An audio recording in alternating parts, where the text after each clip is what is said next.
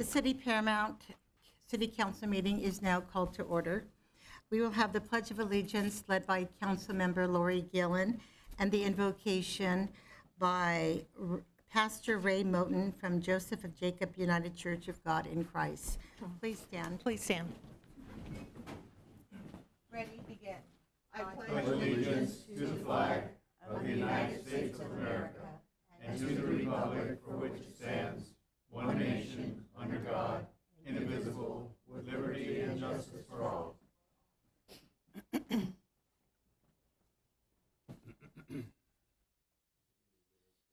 evening. Father God, we come in the name of Jesus this evening. We thank and we praise you for gathering here on this election day, oh God, where citizens all over the nation are gathering together to elect their leaders, oh God. But we ask that you be the guiding hand, oh God, that pushes the ballot, oh God. We ask that you give us unity, oh God. We're a nation that's so much divided, oh God. We ask that you restore that unity, oh God, till we are truly one nation under your divine hand and under your divine protection. Father, we thank you for these that you've gathered here as our leaders, oh God. And we ask that you just pour out your blessings upon them this evening, oh God. Give them, oh God, wisdom for the decisions that must be made on this day, oh God. We ask you bless this community, oh God, every citizen in it, oh God. We ask you bless our businesses, oh Lord. Oh God, you are the only one that can give us the strength and power that we need to fulfill your mission. So we thank you on behalf of all of those that are gathered here today. Heavenly Father, we come asking for your guidance, your wisdom, and support as we begin this meeting. We pray for the mayor. We pray for the various levels of city officials. We pray for the businesses and the people of this community and for this council assembled here this evening. We thank you for these trusted servants. We pray for unity among them, oh God, and ask that your blessings be upon them. As we pray for the agenda that's set before them today, we ask that as we consider the merits of each matter that is placed before us, we pray that the actions taken be in accordance with what is best for the community and for our fellow citizens, and in accordance with your will. We ask for wisdom to use the resources wisely and pray that the decisions made will promote the common good for all concerned. We thank you for your help in accomplishing this goal. In Jesus' name, amen. Amen.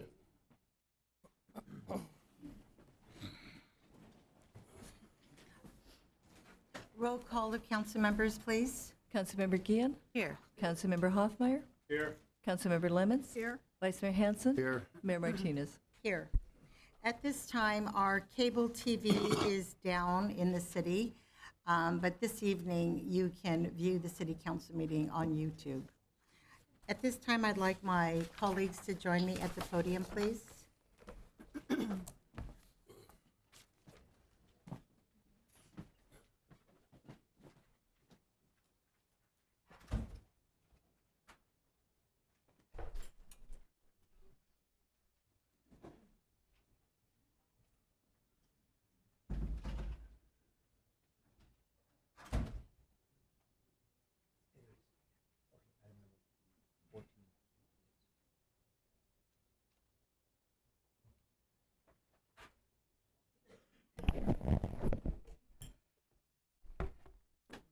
Losing my scarf. Tonight, we are recognizing some very special members of the Paramount community. Two of these individuals are part of our public safety team from the Sheriff's Department. First, would Detective Pascual Degodio please join us? Earlier this year, Detective Degodio played a major role in the arrest of two dangerous criminal suspects, taking them off our streets and making the city safer. Using his perspective skills and sense of intuition, he was able to link these individuals to a number of crimes. In one case, he smartly connected two separate armed robberies based on motive, clothing, and a unique pistol grip shotgun. The suspect was later implicated in a third armed robbery and a carjacking and was arrested by Downey police. The detective's work was crucial in tying this suspect to the previous crimes. Then in a second case, this one involving an attempted murder, Detective Degodio authored 3 warrants, including one to track the suspect's cell phone since he posed a serious flight risk. When the suspect was arrested in West Covina and charged with the attempted murder, as well as shooting at an occupied vehicle, child endangerment, and felon in possession of a firearm, the detective's work was instrumental in building this case. His perseverance and talent are very much appreciated by the city. Tonight, we wanted to recognize him for this and for his continued dedication to our city. Thank you so much, Detective Delgadillo.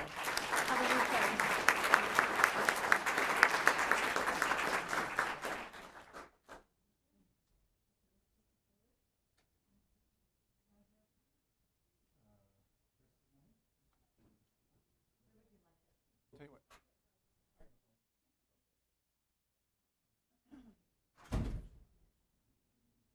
Thank you. Yeah, we'll do it right here.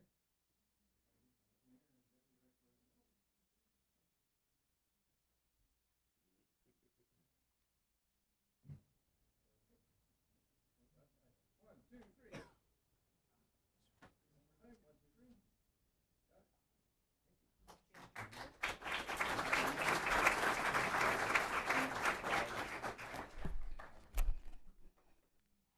Would Deputy Michael Abbott please join us?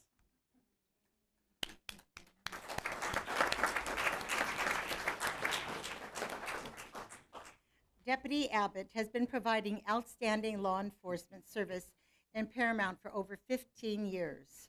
During the last 10, he has been a school's resource deputy, mostly at Paramount High School, but able to respond to any campus in the Paramount Unified School District. His impact and influence have been very positive and constructive. He really cares about the students and has developed a strong rapport with them, their parents, and faculty members. By taking everyone seriously and being open to what they have to say, Deputy Abbott has illustrated the best aspects of community policing while making Paramount students safer. He is truly well-rounded professional whose excellent work is a credit to the department, the city, and the school district. He also does things that can fly under the radar. At a recent council meeting, a resident spoke during public comments about seeing Deputy Abbott at a local restaurant. A group of special needs adults came in to eat. As their food and drinks were set on the counter, the deputy on his own unannounced, took each order individual, serving each guest, as the resident said, obviously from his heart. Deputy Abbott would probably never share this story. That's the kind of person he is. So we're thankful that the residents saw fit to share it, and we are pleased to repeat it this evening. For all these reasons, we recognize and thank Deputy Abbott for helping to make Paramount a better place. Thank you so much, Deputy Abbott.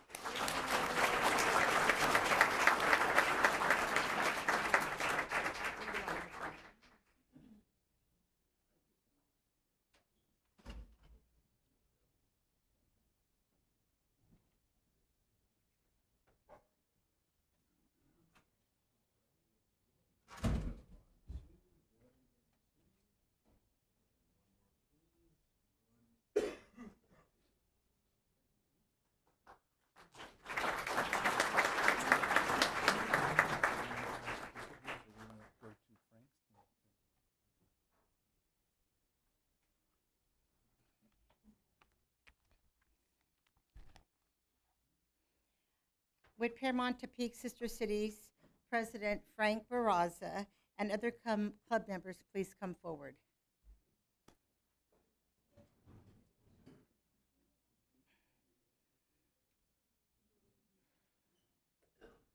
The Paramount Topeka Sister Cities organization was established 55 years ago and has over that time developed a strong relationship between both cities. The club has experienced, oh, wait a minute. I like this. What a good attendance. The club has experienced a solid revival in recent years, growing from a mere 7 members to 45 members today. It has also taken a higher profile in the community. This includes the production of 2 annual special events with Dia de los Muertos and Dia del Niño. Paramount Topeka Sister City has created a pair of wonderful family days that combine culture, art, entertainment, and fun for our residents. They have quickly become well-attended traditions. Tonight, we recognize and congratulate Paramount Tepic Sister City on its longtime devotion to our city. Congratulations and thank you for your service. Okay, why don't we come up here?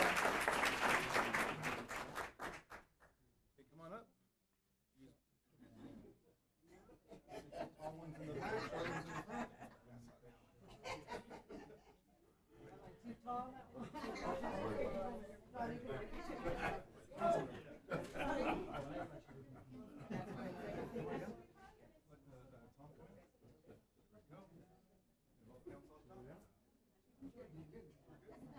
Okay, kind of turn sideways and squeeze in. All right, here we go on two. 1 and 2. All right, and we'll do one more. Maybe a new member? Yeah. He's at every meeting. He's at every meeting. You're good, Ron? They both Ron. Is that good? No. I'm sorry, I kept brushing you from behind.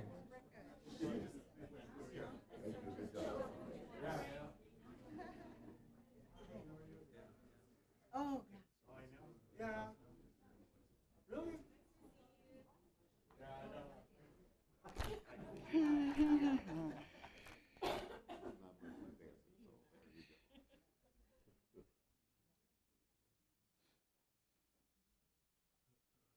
with Barbara Chapla, Nadine Rombo, Margaret Arbini, Madonna, and Veronica Garcia Davalos.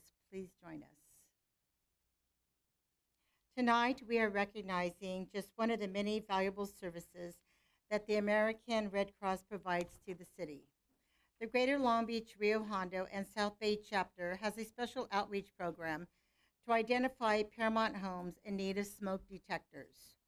The Red Cross supplies the detectors, and volunteers put them up for free. Barbara Chapla is one such volunteer, and we thank her for the time, energy, and expertise she provides in bringing these potentially life-saving installations to our residents. On the planning side, Red Cross Program Manager Nadine Rombo has been searching our neighborhoods and organizing the installations. We appreciate his wonderful efforts to help Paramount. Now I want to introduce Margaret Arbini Madonna, Executive Director for the local chapter. She has served here for 14 years and is now retiring. Margaret forged a strong relationship with Paramount, and her work has done great things for the city and countless residents. We can't thank her enough and would like to present her with a certificate of recognition. Margaret is introducing us to her successor, Veronica Davalos. Margaret's not here. Okay. Hi, Veronica. How are you? So, and Nadine, is he here? Nadine. Hi, Nadine. And then we have, and Margaret is not here, so would you be so kind to make sure she receives that? Okay, thank you. Would you like to say a few words, or? It's up to you. Sure, Okay, you're welcome to. Okay. Hi, well, on behalf of Margaret, I know she would appreciate this very much. It's just really our honor to service the residents of Paramount. So we are here and we're coming back. So you can always count on the Red Cross in your time of need. Thank you so much.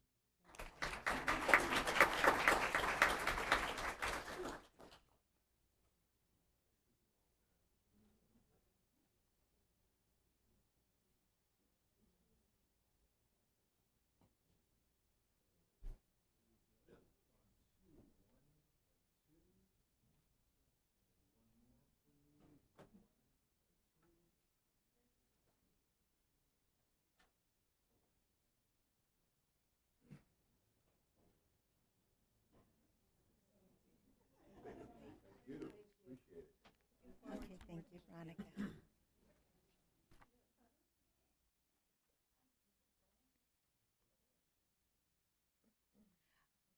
Back in 1994, the cable television company in Paramount was called Continental Cable, if anyone remembers. I do. That year, a broadcast personality began covering our city. His name was Ron Roberson. thus began a friendship that has endured for a quarter of a century. For many years, Ron interviewed local residents and filmed city events for the cable station. He eventually lent his skills to producing shows for us under the title he called Positively Paramount. For almost 25 years, he has indeed been a very positive voice in our community. He has mentored and taught young people about video production. He's always available whenever we need his services, even providing pro bono work sometimes, because he feels the importance of sharing the good things in our community. His upbeat personality and friendly demeanor are a joy to be around. That's him behind the camera.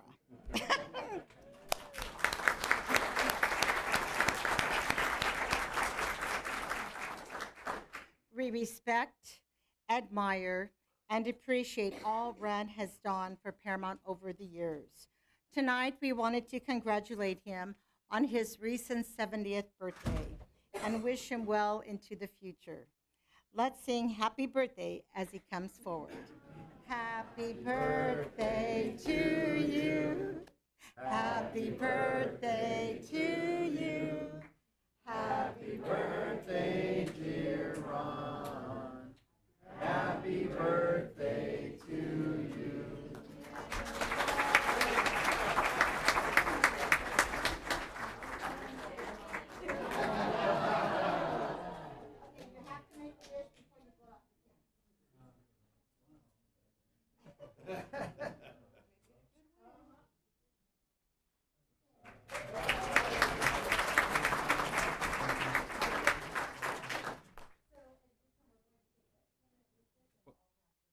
Mayor?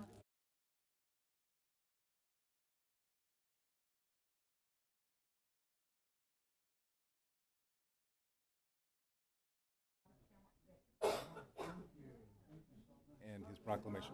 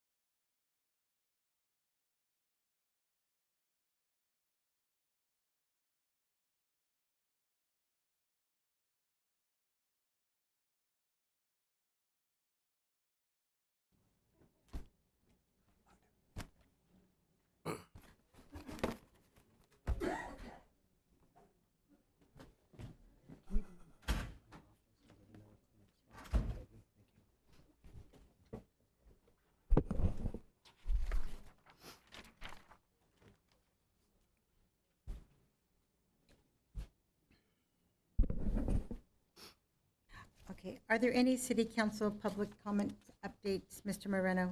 No, there's not, Madam Mayor. Okay, are there any public comments? Yes, we do, cards? Madam Mayor. We Okay. have two general public comment cards we'll get to in a moment here. And just to note that we do have 5 speaker cards for item 14, 1 speaker card for item 17, and 1 speaker card for item 18. So Okay. starting with the general, and we'll call you up for those of you that are here for a specific agenda item. We'll go ahead and call you up when that agenda item is heard. So our first general public comment, Madam Mayor, is from Chase Priet. He's a UCLA student in political science, and he'd like to address the council.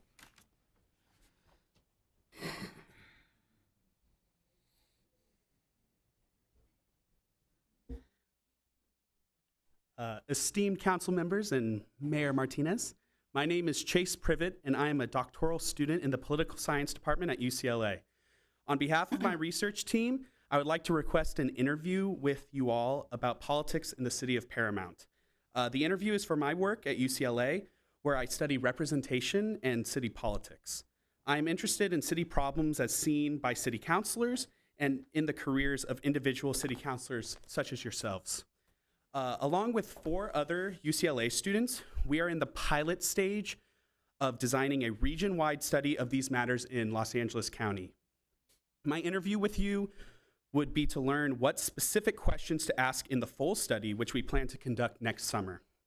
If you agree to an interview, it would be confidential and off the record. The information would, however, be shared with other UCLA students on the project and with my advisor, Professor John Zoller of the Department of Political Science at UCLA.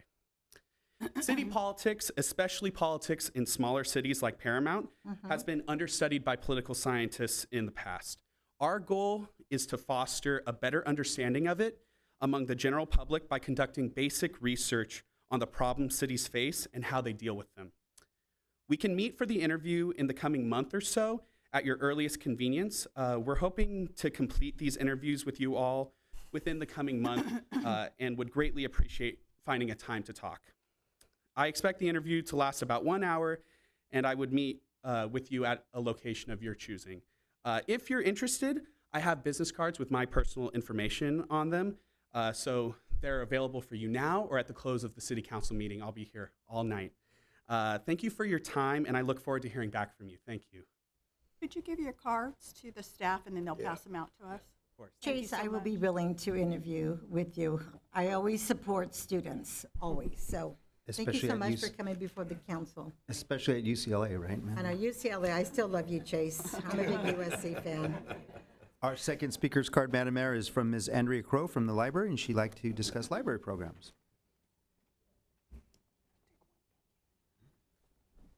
Mayor Martinez, council members, and the city of Paramount.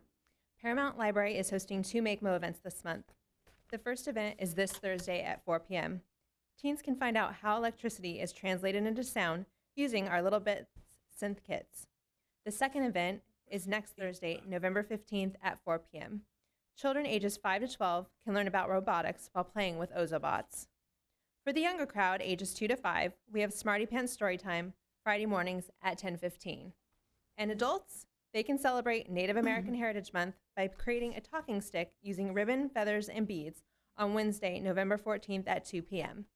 Please come out and join us for these fun learning opportunities. Thank you. Thank you, Andrea.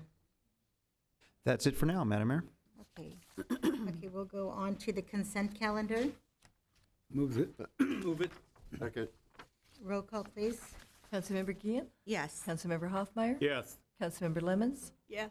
Vice Mayor Hanson, Yes. Mayor Martinez. Yes.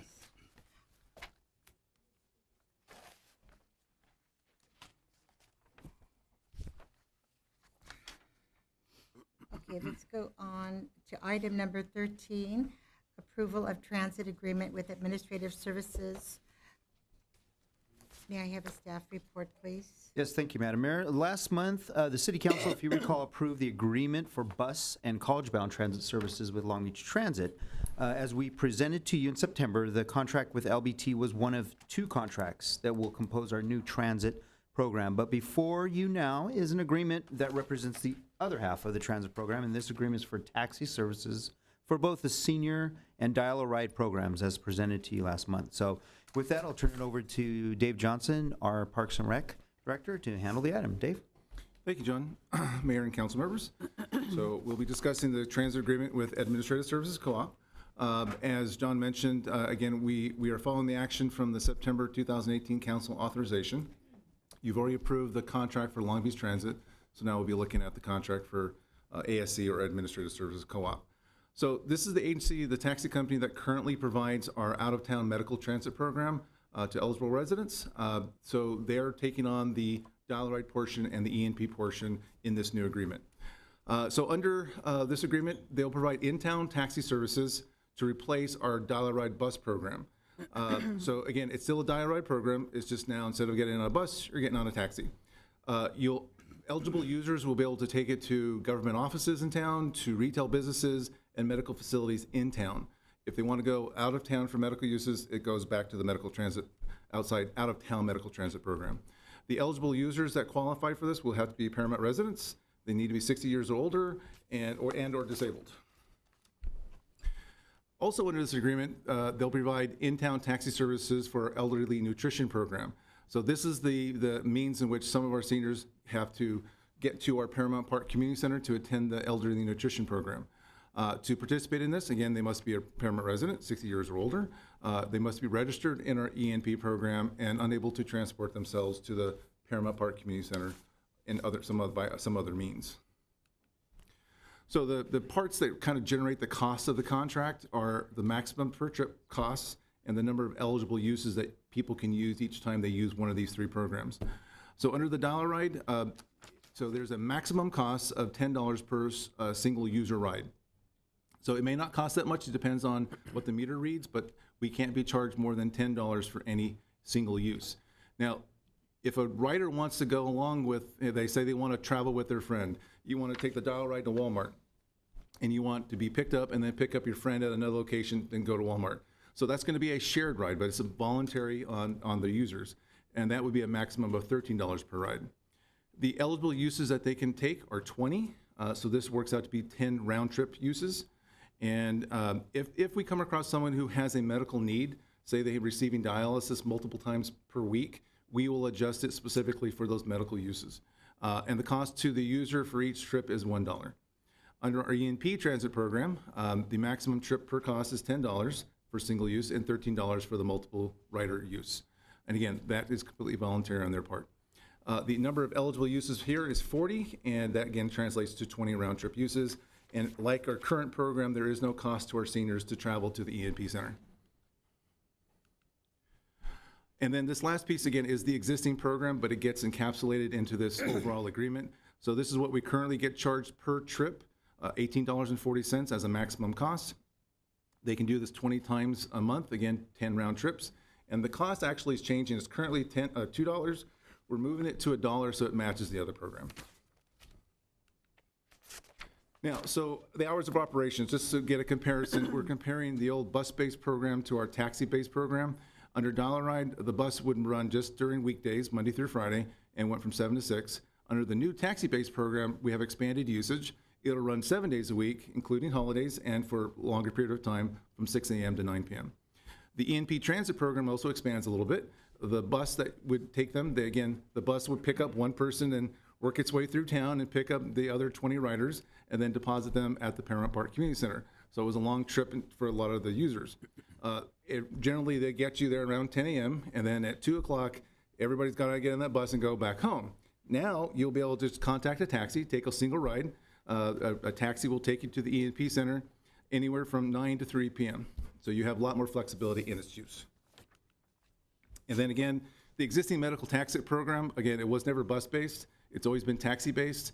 Just to remind you, it also runs 7 days a week and goes from 6 a.m. to 9 p.m.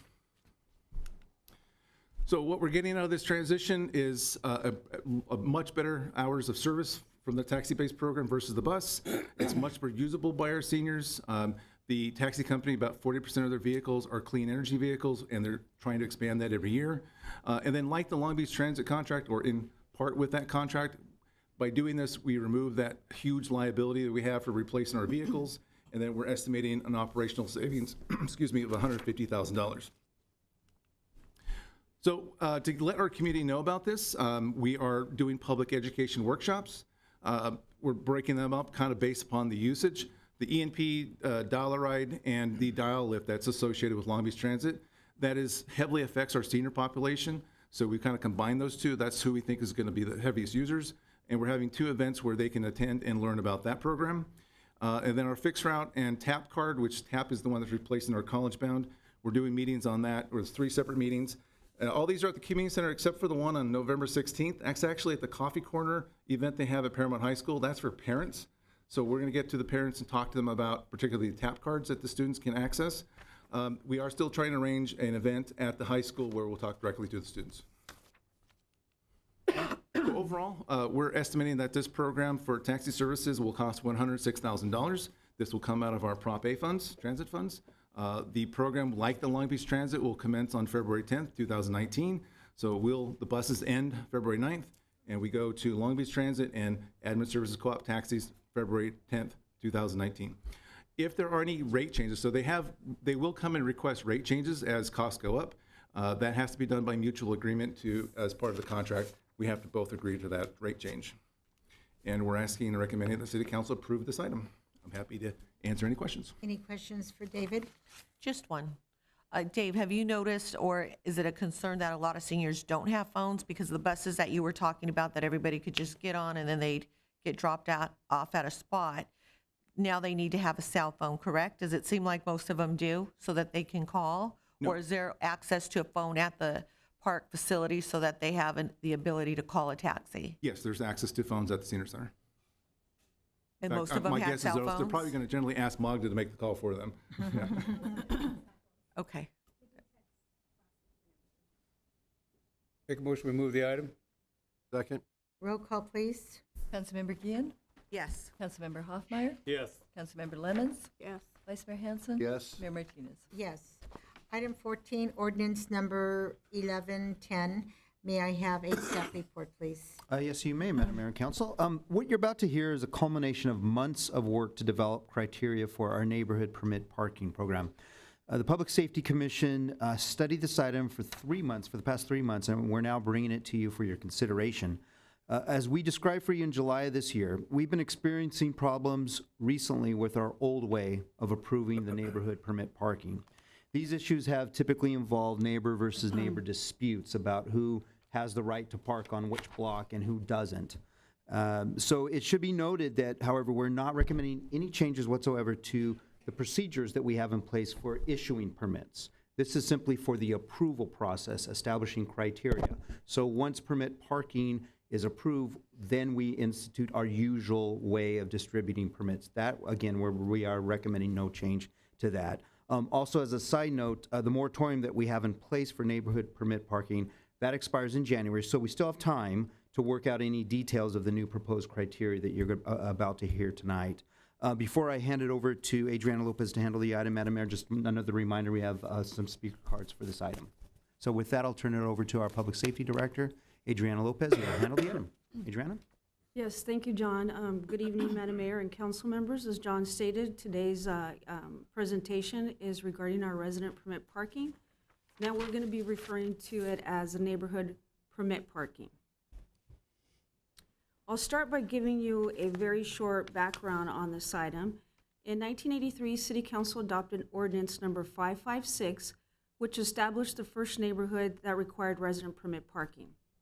Since 1983, 29 applications have been approved for resident permit parking. 11 neighborhoods were approved in the last 7 years, and 9 out of those 11 were within the last 2 years. So you could see that there's been an increase in the request. As John stated, in recent months, we have looked at this item. It began with the Public Safety Commission listening to this item on May 22nd of this year, and they recommended to the City Council to issue or approve a temporary stay. On June 5th of this year, the City Council heard the concerns and asked us to come back with something. So on June 19th, the City Council approved urgency ordinance number 1103. And on July 17th of this year, the City Council extended the urgency ordinance number 1105, which extended the urgency ordinance until January of 2019, like John mentioned. So the item went back to our Public Safety Commission, and on August the 28th, staff presented an initial finding of the survey, which included 23 cities in Southern California and 1 in Northern California that already have established criteria for resident permit parking or neighborhood parking. Out of those 23 cities, 15 were in LA County, 6 were in Orange County, 1 in Riverside County, and 1 in Sacramento.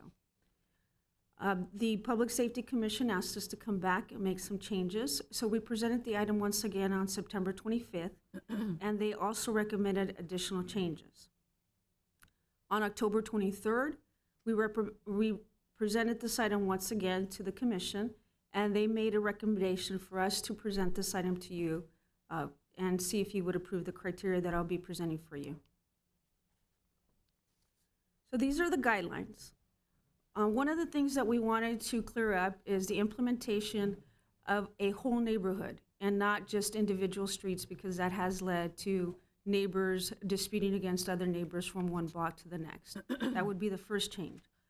Also, they could only apply if it's a single-family homes or duplex or residential units. That would include 2 properties on one lot. The application would have to be initiated by the property owners residing in Paramount. and only property owners would be able to vote on this item. All phases, and I'll go into the phases, there are going to be 6 phases. You would be required to complete successfully one phase of the criteria before you can go on to the next. So to break it down for you, we have the initial process, which would go down to the eligibility process. Again, that would include 6 phases, and I'll go into each phase. So the initial criteria would be that a resident, once again, who would have to be a property owner, must submit a neighborhood permit application and also a petition form to the Public Safety Department. The form must include the following. It would have to include a map of the proposed area, also times and days of parking congestion. That would allow us to conduct a survey of the vehicles that are parked there and who they belong to. And also the petition must contain at least 75% of valid signatures, once again, of property owners. So we would enter into phase 1. Phase 1, the city staff would review the application and the petition and verify the following. Are the signatures from property owners? And does the petition contain a rate of 75%? If we can feel that these 2 criteria or these 2 requirements are met, then city staff would respond back to the applicant within 90 days of submitting their packet. The reason why we selected 90 days is that this would allow us to conduct a very detailed survey. If approved, then city staff will continue to the eligibility process. So phase 2. Staff would study the proposed area to identify any alternative parking in the following areas.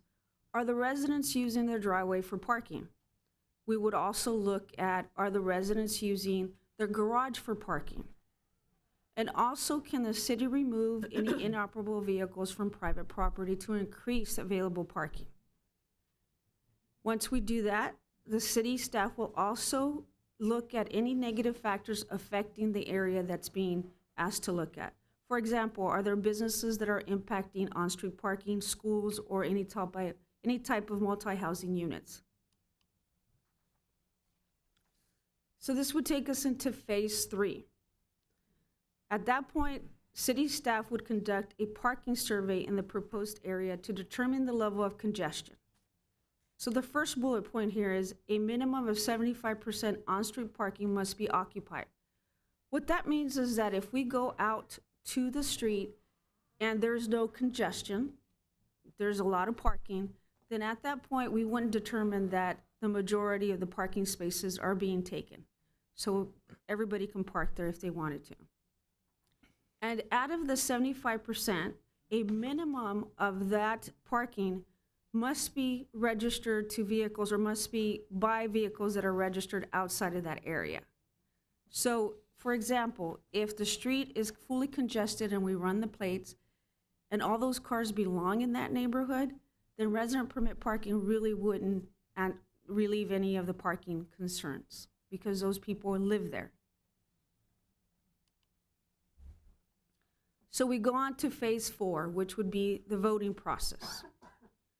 The staff would mail out hard copies of the voter survey to the property owners of the proposed area. We would have to receive 75% saying that yes, they do approve and they're satisfied and they would like this to be implemented in their neighborhood. Again, if the results are 75% yes, then we would move on to phase 5. Phase 5. This would include city staff taking what we found out from all the survey to our Public Safety Commission for review at our regular monthly meetings. Depending on what the recommendation of the public safety would be, then we would bring it to the City Council for either approval or denial. So now we come to phase 6, which is a City Council review. If the Public Safety Commission makes a recommendation to the City Council for us to bring it to you for approval or denial, then we would go ahead and proceed. If you approve it, we would proceed, like John mentioned, with the regular implementation of the neighborhood permit parking within the proposed area. So the potential benefits of creating a formal criteria, which we haven't had, would be that we would reduce the number of petitions that we received, also reduce the permit parking to those street segments most impacted, and also for us to provide an objective and measurable standards to grant or deny a permit parking. So like John mentioned, this would not change our current implementation of our existing program. Under our program right now, we issue a parking permit to every registered vehicle per household. So for example, if somebody has 7 vehicles that are registered to that house, then we issue 7 parking permits. Also, each household receives 3 guest permits.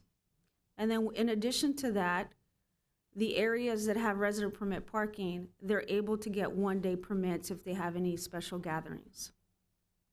All this is done at no cost to our residents who qualify for resident permit parking or neighborhood parking. So at this time, I can go back to any of the phases if you like. If you'd like some more explanation on any of the phases, or we can go to the recommendation. And at this time, it is recommended that the City Council read by title only, waive further reading, introduce ordinance number 1110, and place it on the next regular agenda for adoption, and adopt resolution 18033. Resolution 18033 would not be effective until ordinance number 1110, which would be 30 days from the second reading. May I answer any questions? Are there any questions for Adriana? I do. Okay, Mr. Hanson? Just one question, basically, what or how are we determining a neighborhood? I mean, is it 1 block, 1 square block, 3 square blocks? How is that going to be determined? It's going to be based on the application. First of all, they're going to submit a map of the proposed area, but we would go out there, and if they're just saying it's 1 block, we would determine if it's going to affect any of the adjacent streets. And if it does, then we would extend the proposed area and let them know if we only approve 1 block, it's just going to spill into the next block. So then we would propose that we enlarge that area. Okay. Councilmember Lemons? Madam Mayor, what you just said kind of is around my question. I thought that there was one bullet point there where you said that if you found that there was an issue in the neighborhood, but it was on a particular street, you would only issue permits to that street. Was that correct? Did I understand that right? Was like the last bullet point or second to the last page? That would be phase, I think it was remember. Let me go back to phase 5. I thought it was the last one, but it might have been 5. You said Councilmember you would Lemons, just issue to that, you said if the problem is found, you would just issue permits to that street. Did I No, miss- I'm sorry, I must have misspoken because that wouldn't be the situation. We would look at every application as a neighborhood because we're trying to eliminate that. Yeah, that's what I saw, and then the other one is what confused me. So I wrote it down at the time, so I'll have to view it. You don't recall one like that? It's at the issuing point. Could it be, let's see, go to phase 4, Adriana? I'm thinking just out of, I think that the results indicate at least 75% of yes votes, the city staff. Or was it the part where she indicated that if the registered vehicles, if 75% of the registered vehicles come back to that neighborhood, then that neighborhood will not get it because there's no parking I impact? have to admit I'm sick, so I might have misunderstood. But the part that I thought I saw was where he said, if you agree that there's a problem and you're going to issue permits, it was at that point, then you would just issue it to the streets that were affected. So there's nothing in here like that? No. Okay, then it's just my misunderstanding. Any other questions? What is there, a mosquito? Make a motion to move the item. Okay, no, can you, wait, we have. have a I question, have a too. question. Okay, Councilmember Gillen?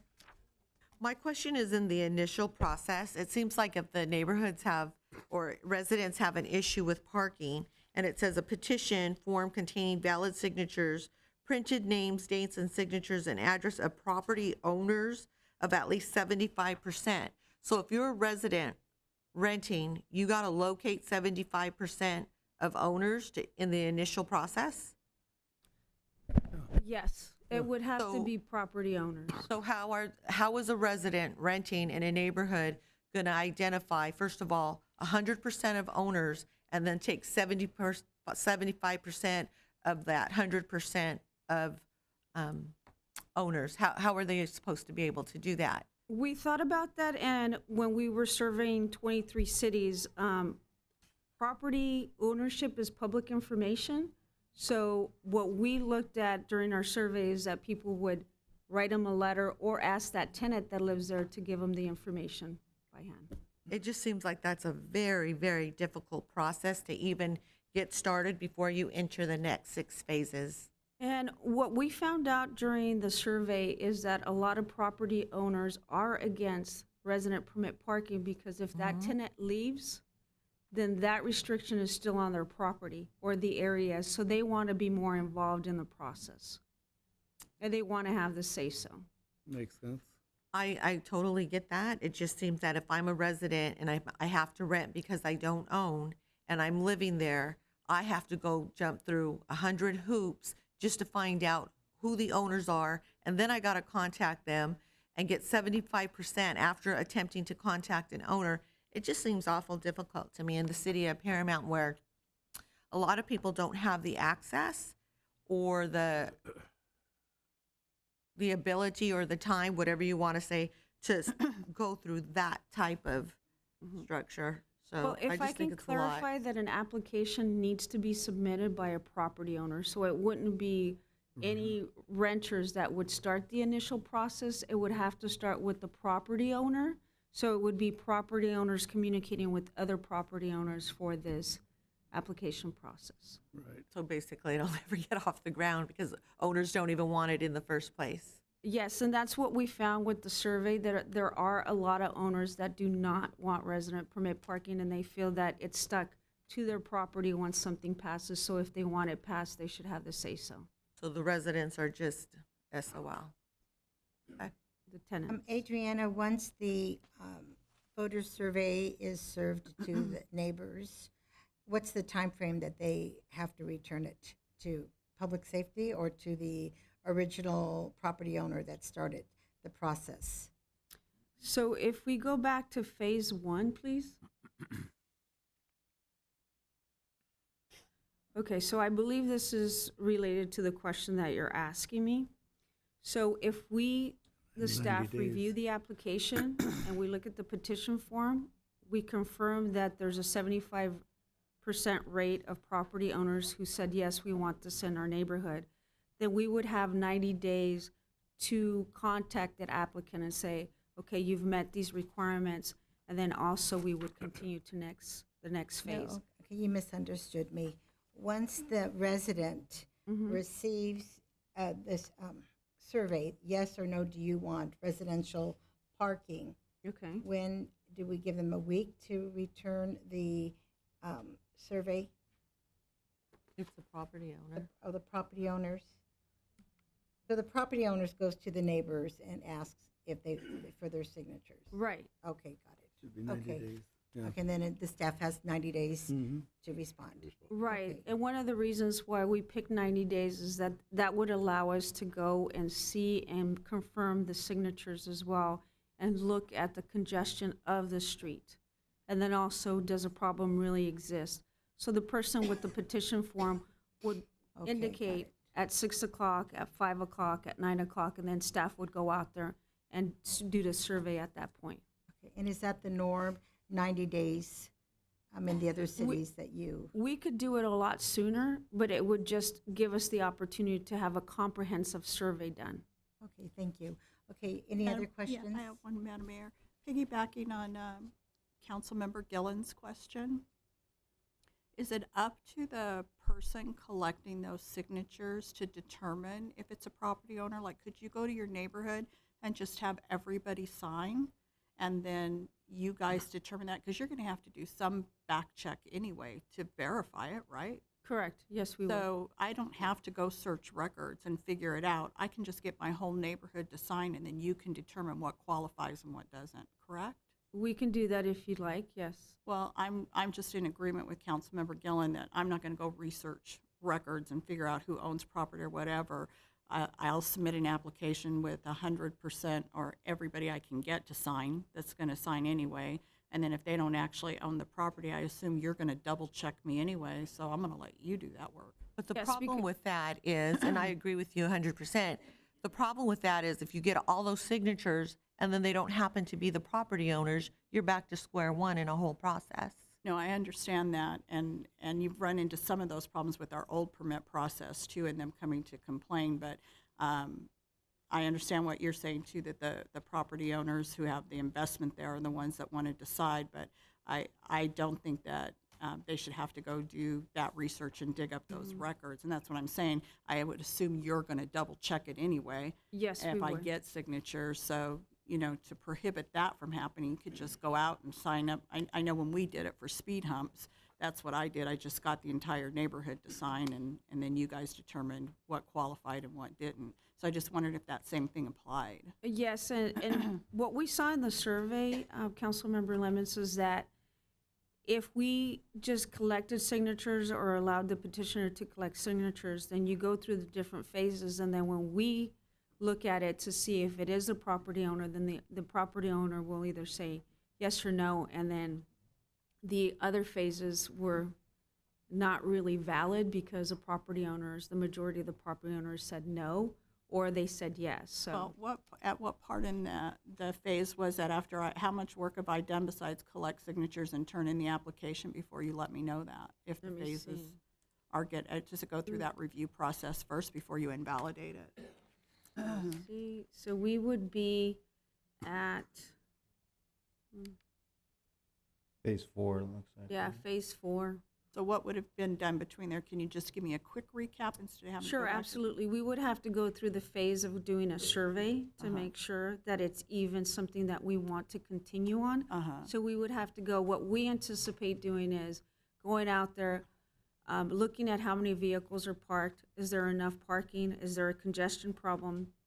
And then if we feel that there is, then we would have to run the plates of these people and see, are they registered to these homes, or are they from somewhere else? Are they coming from a business? Are they coming from a multi-housing unit? Okay, let me stop you before you have to go any further. Is the work on me or on you if I turn it in and it doesn't qualify? My job is to get the application, collect the signatures, and turn on to you. Then you go through the phases till you deny or approve it based upon how many are there, correct?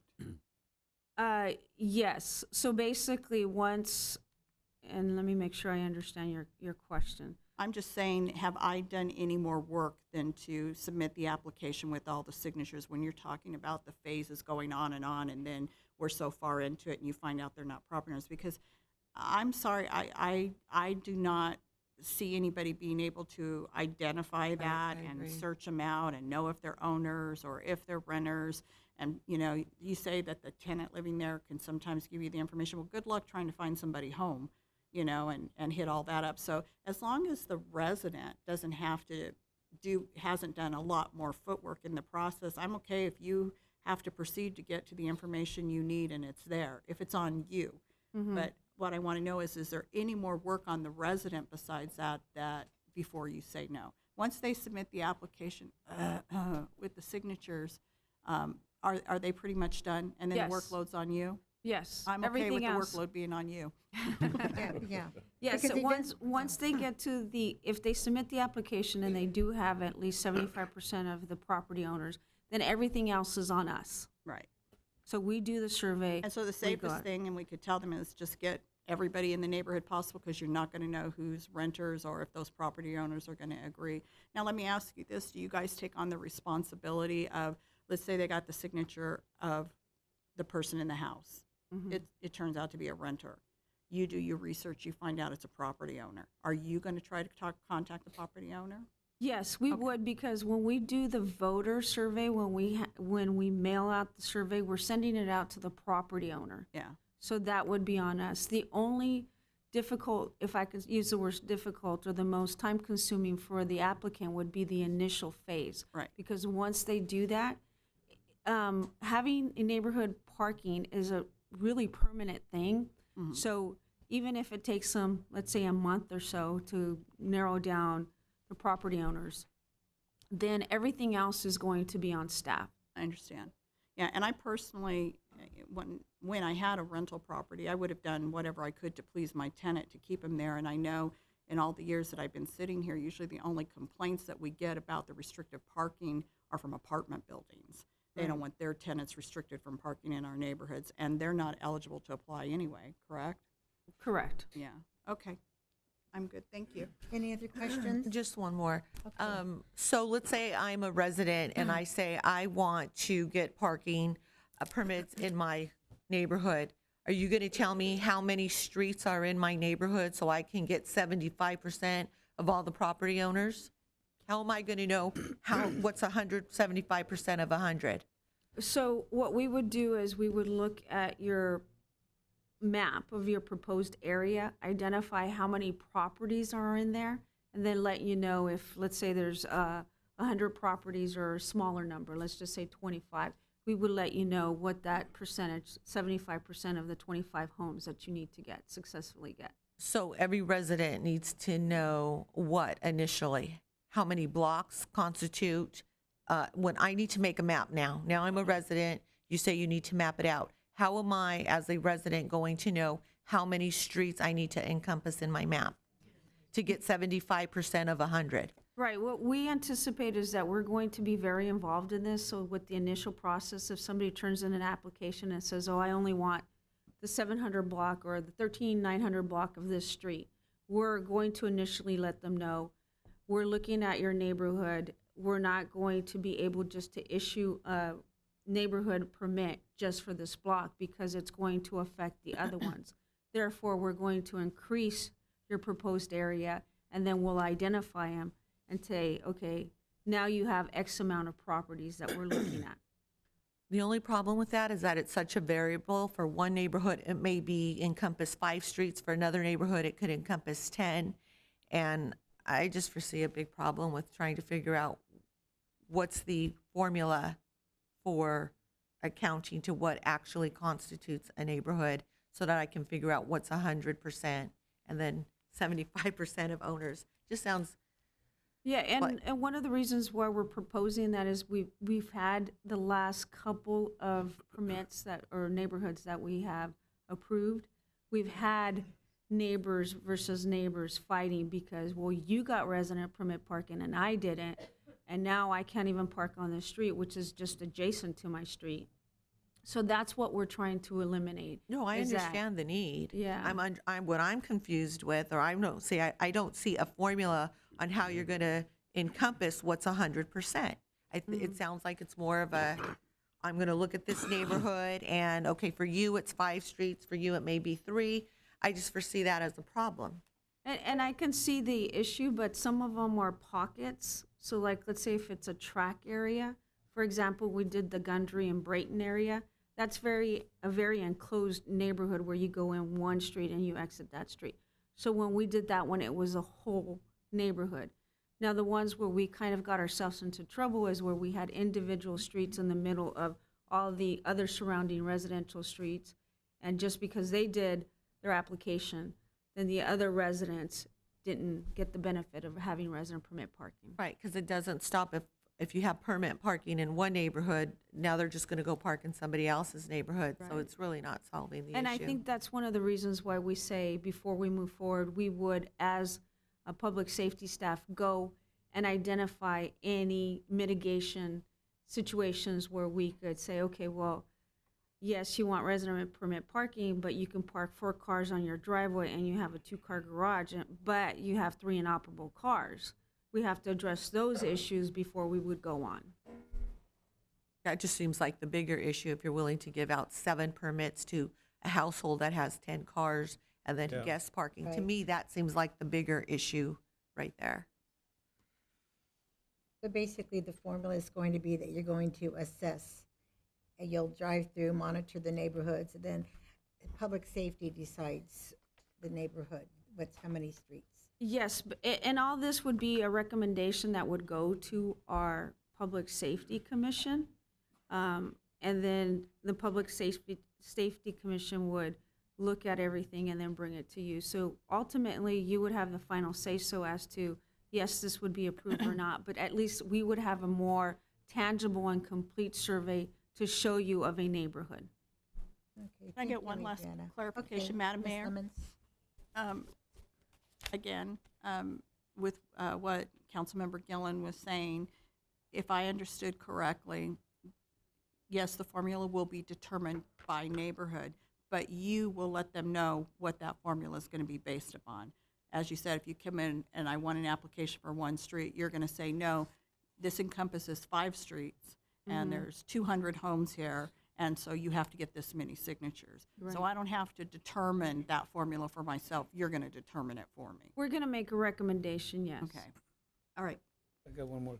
In a neighborhood like Lori lives in and I live in, now how would you, what would constitute a street? Would you go from where you come in on Jefferson and go all the way around? Or would it would it just be Bixler? Well, because of the neighborhood that you're talking about, Yeah. just based on the information that I know about it, it would probably have to be the whole neighborhood, meaning the whole track. Okay. Because then you would move one from Bixler to Weimer and it's not really solving anything, it's just Right. moving the problem, and That's what I that's what meant. we've been doing, yeah. So it would be the whole Okay, that track. makes sense. So, and Madam Mayor, if I could echo what's being said, it does vary from neighborhood to neighborhood, obviously, as we just That gave you too. a couple examples. One of the more challenging ones that we had was the First, Second, Third Street area, which also included Weimer and Jetmore, because you're absolutely right. Those are really long streets. They involved a lot of people. The other example was Gundry Brayton, where it's just two streets. But so it's unique, and we will do our best to keep it confined to a certain area. But sometimes it is going to be large, sometimes it is going to be small. So It seems like you have to have that flexibility to make it yeah, work. If you it don't just have it, right it's not because going to work. so we don't push the problem like we were Exactly. doing. Okay, public Madam Mayor? comments. Yes, we do have speaker comments. We do have 5 of them. Our first one is from Ms. Holly Bailey from Denver Street. Ms. Bailey? Holly?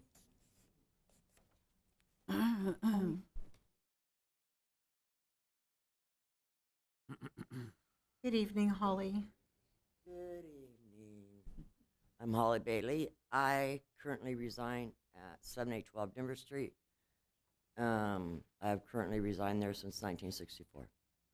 I also go by the name of Holly Hanna or Jeffrey Hanna. I'm sorry, can you, what street? This is my neighbor Frank. Hello, Frank. Okay, this is my problem, is this is what she's not getting at.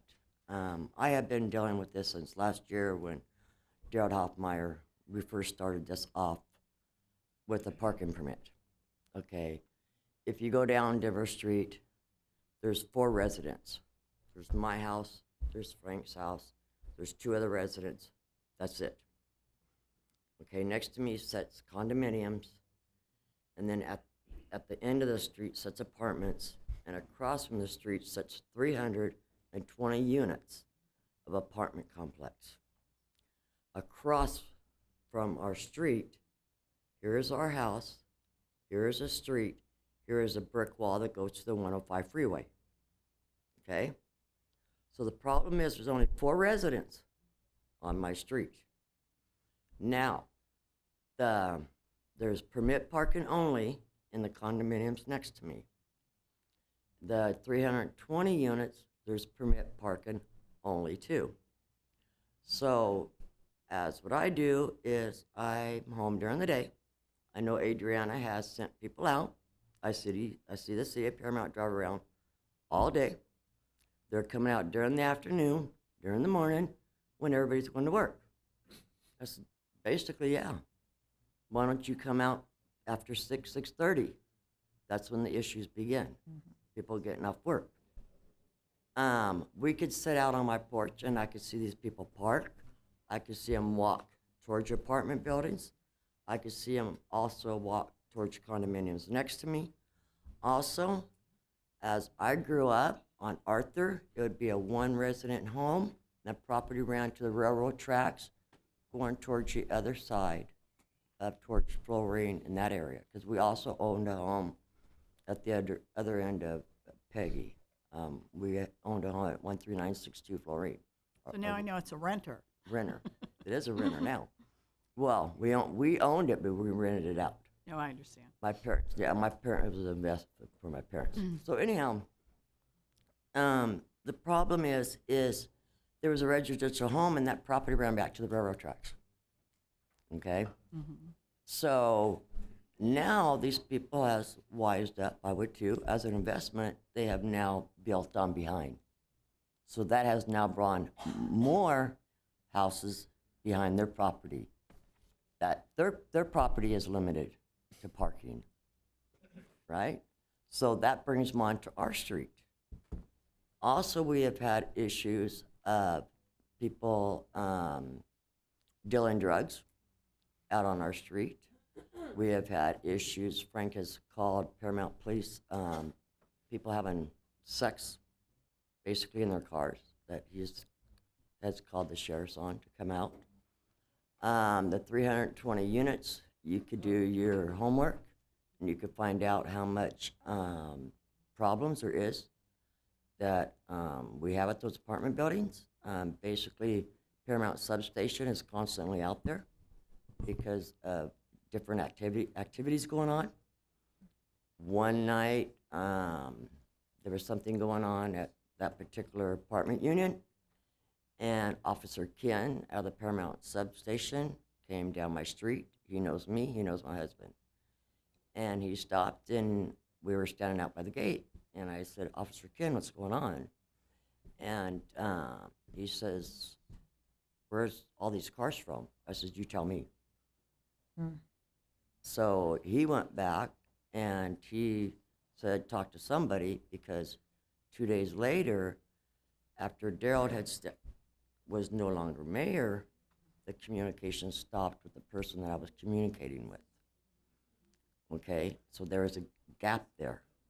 So Officer Ken then goes back, says something to somebody, because 2 days later I had somebody knocking on our doors, questioning the 4 residents on our street. They Okay, thank you, Ms. Holly. So in this lady's concerns, she's surrounded by condominiums, 320 apartments. Is there an exception for the 4 residents on that street? That's what I'm asking, Mayor, that we're, you know, I understand what's going on. I totally understand. What happened was they started giving out permits, and I think it got out of hand. And now that I come up, she's going to try to stop it. She's going to come up with all these other ordinances that we now have to do. I am the homeowner, okay? I lost a father, a mother, a sister, and a brother. I'm the youngest, the last one. I did inherit the home this year. I am the homeowner. Okay. Okay, his parents, there's Frank, a mom and dad that lives in his home. The lady next door to Frank, she is the homeowner.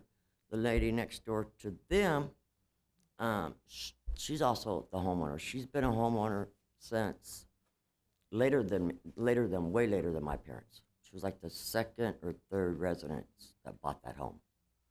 And that's where the problem is coming in, is that's what I don't think Adriana is looking at, is the issues with the apartments. It's not that, no, there's not no factories, but there's apartments. And I walked down to those apartments and thought, okay, I'm gonna figure out where this is coming from. I'm gonna do a little investigating here. Well, it states right there on the gates that permit parking only. And as I looked down there, took pictures, totally empty down there. Well, no wonder they're on my street. I see. They're Okay, Holly. parking, Mayor, up against the side across the street from us, and also in front of our houses, to where what happened was they were blocking my driveway. And I've had to call the sheriffs out and have cars towed because they have blocked the driveway to where I cannot enter my driveway. So that's why we have public comments, to hear the residents. They have the opportunity to give their input. We have till January 2019 to vote on this and implement it. So we still have time. It's good to have discussion, to hear your input, and then council will go back with staff and to discuss. So thank you for sharing your information. Yes, sir. See, and the issue is a lot of the renters, and it's like 4 or 5 families in a 2-bedroom apartment. There's one lady that has 7 cars, and she Yes. parks all of them on the streets because she'll buy them and resell them, but she'll leave them parked. So, but when the officers show up and they chalk the wheels, Yes. all she has to do is move it Just moves 3 them. inches, and legally That's what she does. she moved it. Because I know her. And we're still I suffering personally with know all her, that. and I know what's going on because Okay. I have taken pictures and I have offered to Adriana 3 times. Would you like to look at my pictures? No. She refuses. Yeah. She Okay. refuses. I've offered Adriana, will you please, I'm inviting you to come out to my street. Let me walk you around my street. Let me show you just my street. You don't have to go in my neighborhood. Okay. You don't need to see my neighborhood. Okay. Just see my streets, see the apartment units, see all the condominiums right there. Okay, we've got the picture. Thank you so much, Holly and Frank, and Well, I thank you so appreciate much. it. Thank you. Our next speaker, Yes, please. Madam Mayor, just one more thing as a point of clarification. The city has not issued parking permits to any of the apartments there. Those are private property. We don't issue parking permits on private property. So the condominium complex that was referenced right now, Yes. or the apartment complex, we have no idea who issued. That's most likely the private property owner. So Okay. our next speaker is Ms. Evelyn Padilla from Orzaba Avenue. Ms. Padilla? You still in the audience? Ms. Padilla? Okay.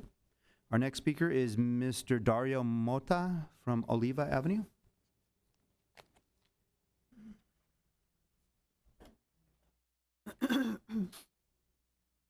Hi, good evening. Hi, Good Hi, evening, Gazelle. Mr. Mota.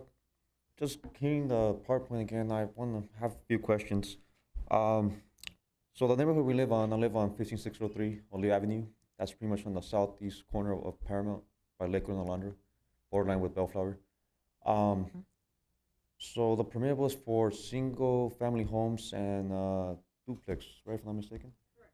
So last time the proposal for the permit parking was brought upon, it's pretty much the whole neighborhood. We're talking about over 20 blocks, pretty much the whole track in a way, right? So in that track or in that neighborhood, there's other homes that are either triplex or quadrupleplex, I think they're called? Fourplex. Quadruplex, thank you for that. So how will that go upon with that proposal for the permit? What we're proposing is that it would only come from a single-family home or a duplex. So if you had a neighborhood that was the majority of fourplex, then we would recommend to the commission that they do not meet the criteria because there are fourplexes or triplexes. So that's how it would. And I know that your neighborhood where you lived in, we had one street, Van Street, that wanted to extend the resident permit parking, but because we did a lot of outreach, the majority of the neighborhood said denied the permit process, correct? Correct. That is correct. And also with the permits, so you gave the whole neighborhood permits, right? So this is my point of view. I'm not sure how you guys would take it, but I don't think that will limit the parking. Because everybody have permit parking, so that will not guarantee you to be parking in front of your house. So, because everybody will have permit parking, so everybody could park anywhere they want, right? Also, if that was me, the car I have in the garage, I'll put it in front of my house before I go to work. When I come from work, I have parking there, so I want to say it'll create more problems than resolutions. Maybe we probably find other ways to elevate the parking. Also, keep in mind, I've been living in that house for 30 years. When I started growing up, streets were empty. All of us were little kids. Now all of us have grown. All of us are driving. So that one single-family home that started with one car probably now has five cars because of the family that's grown. So that's probably could be an issue too, the impacting that it has. So again, the permit parking will not elevate the issue for the permits, or for the parking, I'm sorry. So just Thank you, consideration. Mr. Mota. Thank you very much. Okay, our next speaker is Ms. Maria Mota from Oliva Avenue.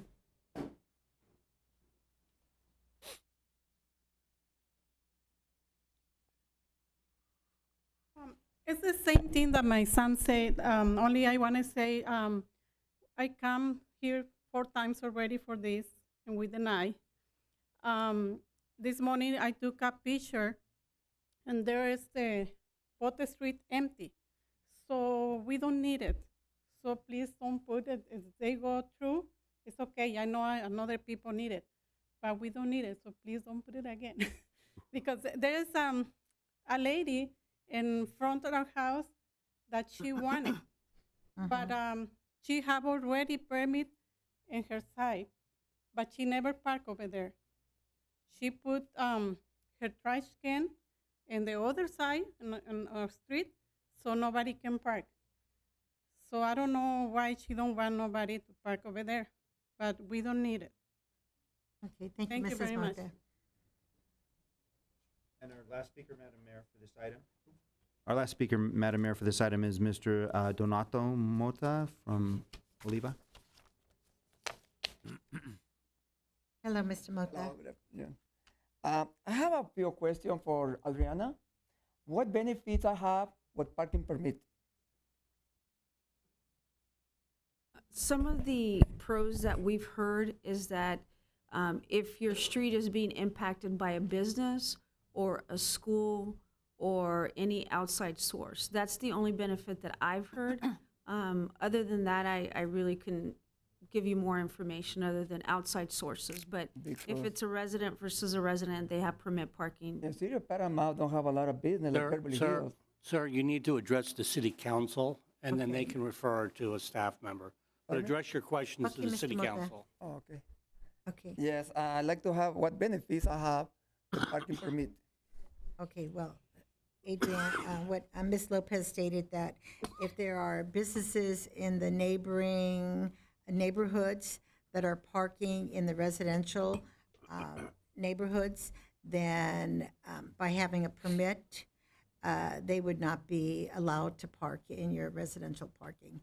So Yeah, basically, if you have a business near your neighborhood, pardon me, near your neighborhood or schools, Because our neighborhood, the same cars parking on the street or in the driveway, so.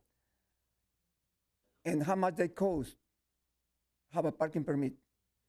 it's not going to charge, we're not going to charge the What residents. happened after 1 year when they expire the permit? It's still free? Yes. What happened when my car not have parking permit?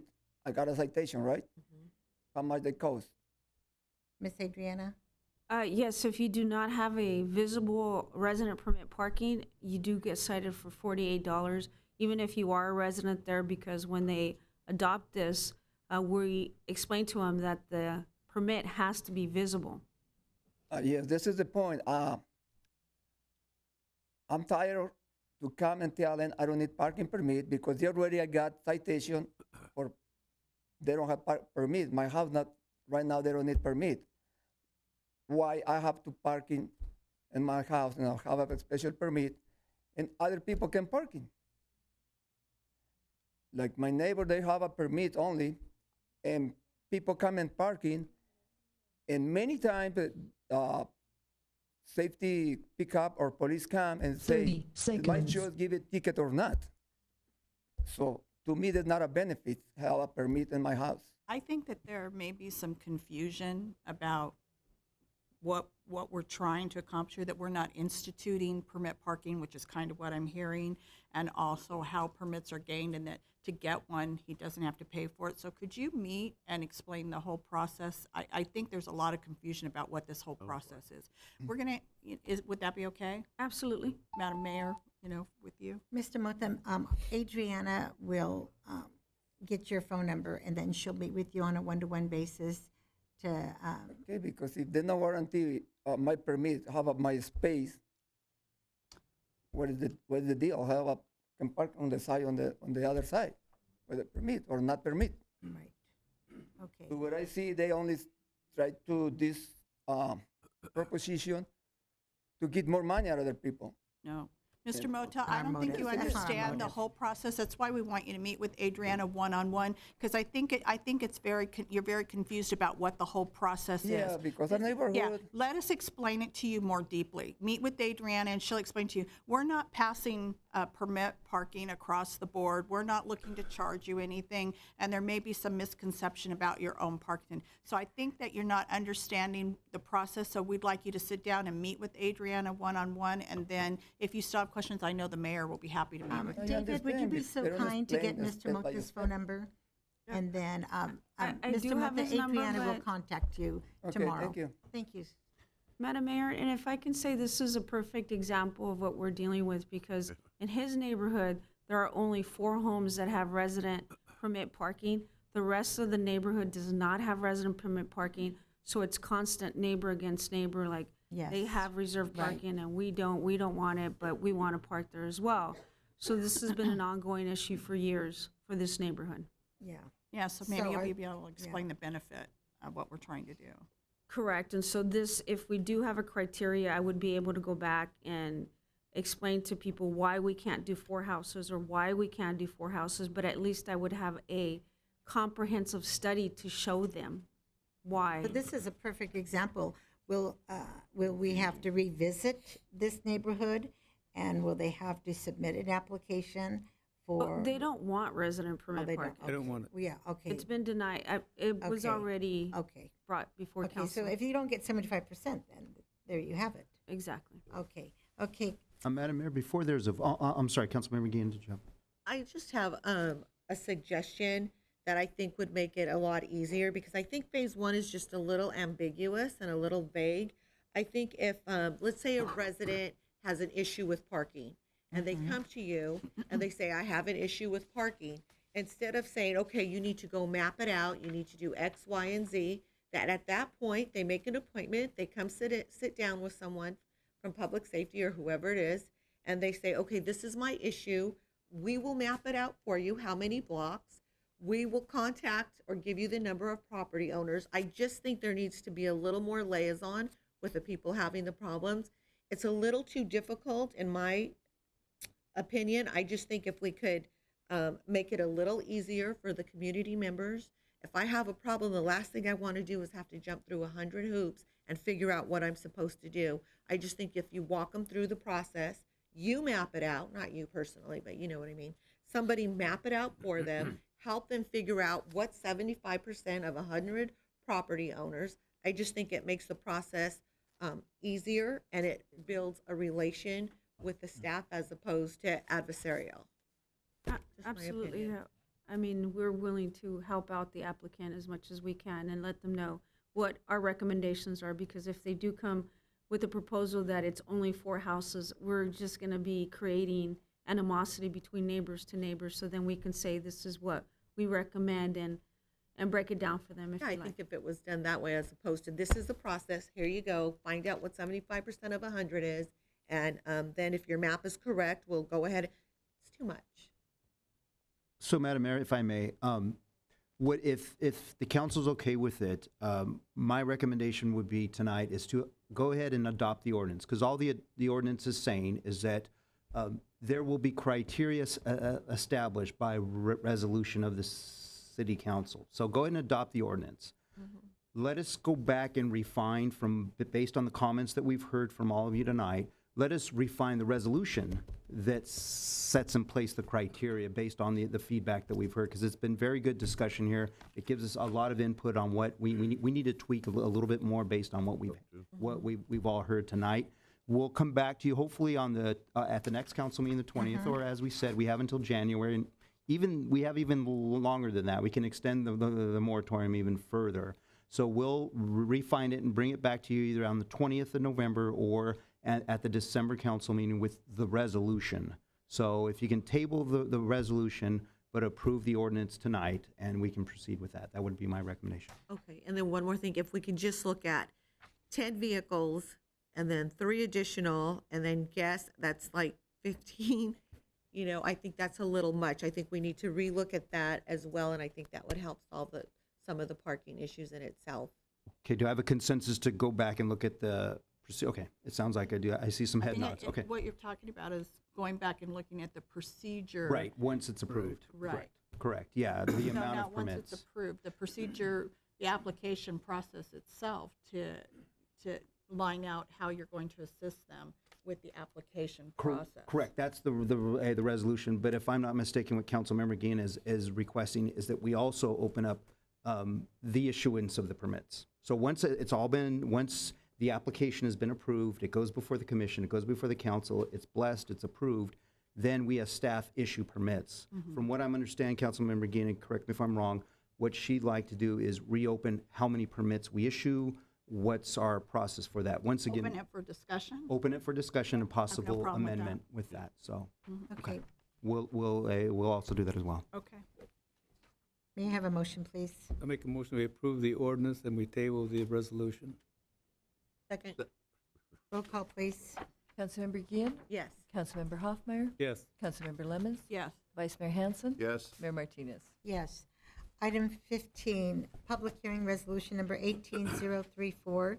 May I have a staff report, please? Yes, Madam Mayor and Council. Our next item is a proposed amendment to the franchise agreement with Calmet Services. The amendment will set rates for a new refuse program that's called Organic Waste Recycling.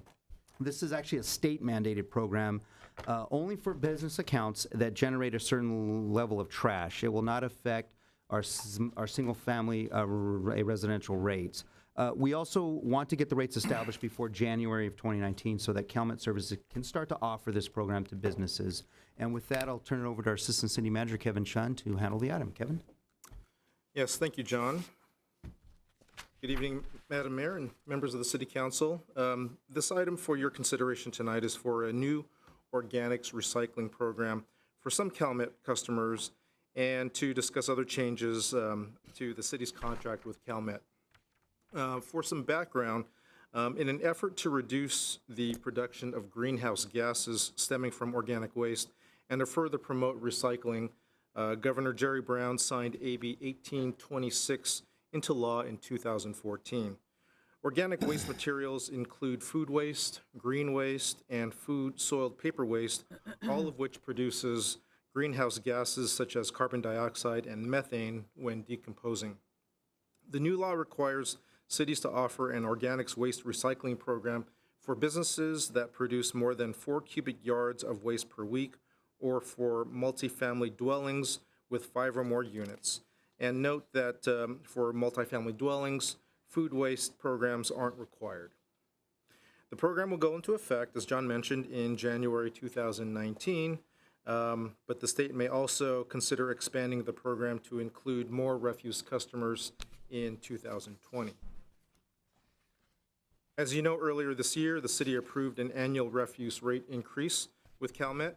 However, an organics waste rate was not considered at that time, as this program is still relatively new and staff wanted more time to review market information before negotiating a rate with Calmet.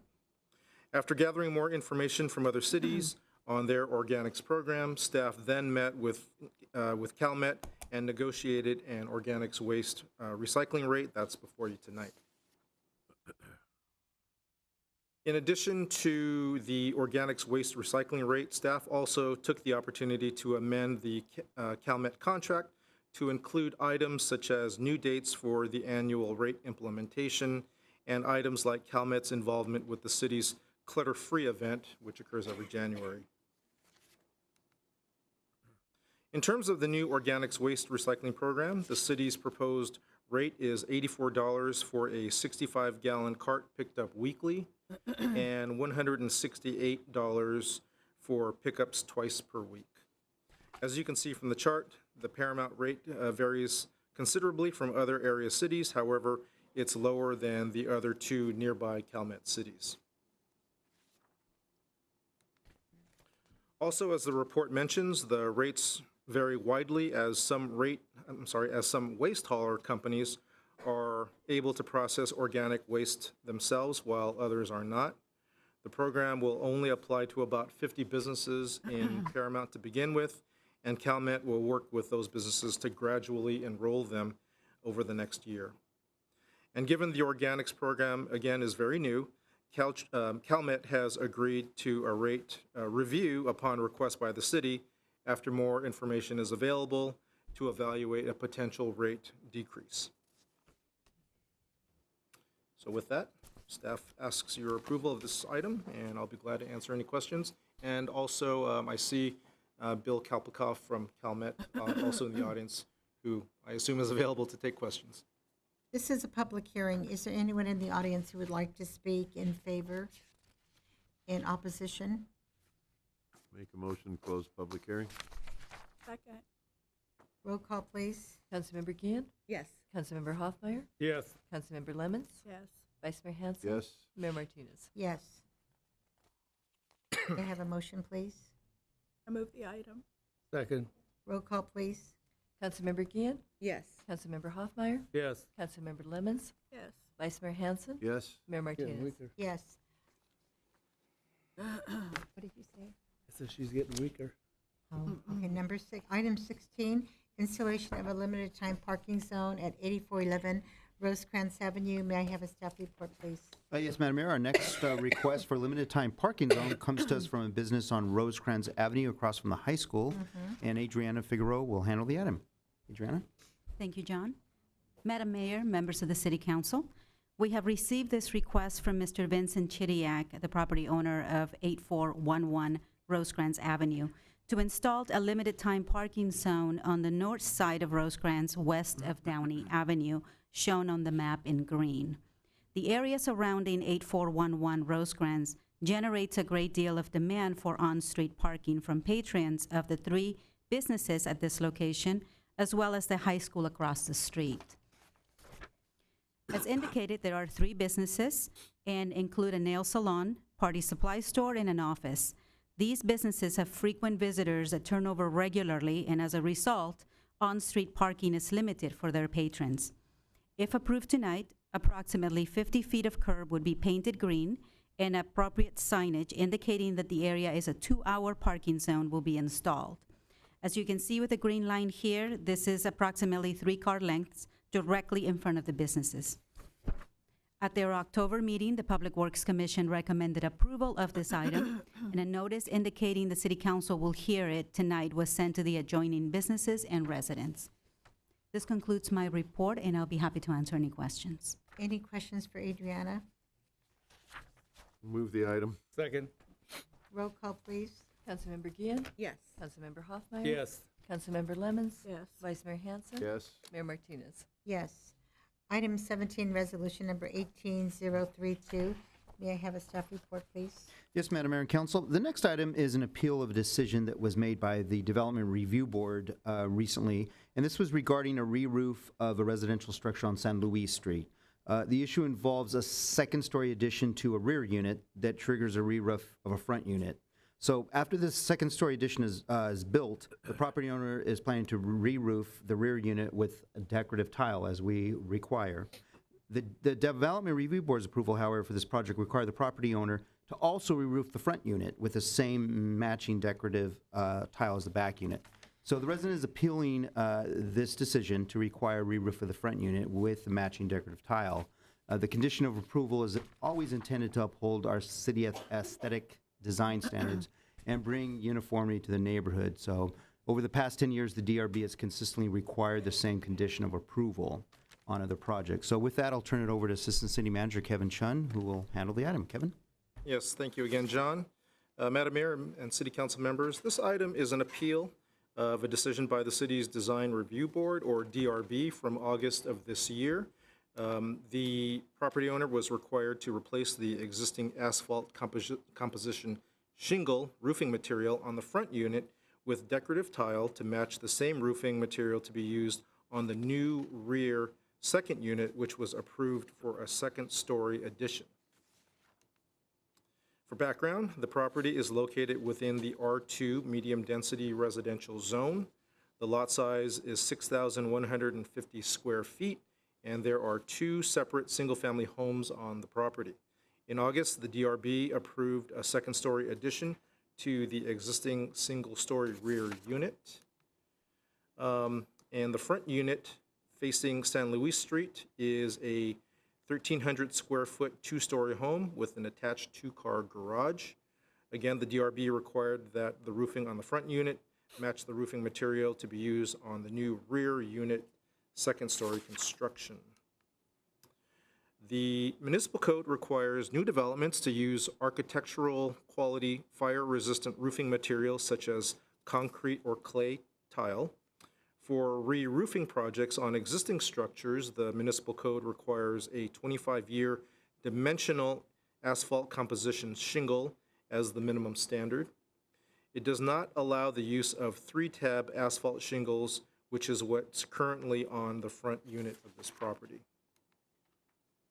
And just so you understand the difference between shingle and tile roofing material, this slide shows 3 different types of shingles on the top and then different types of tile on the bottom. In general, shingles have a much shorter lifespan as compared with tile.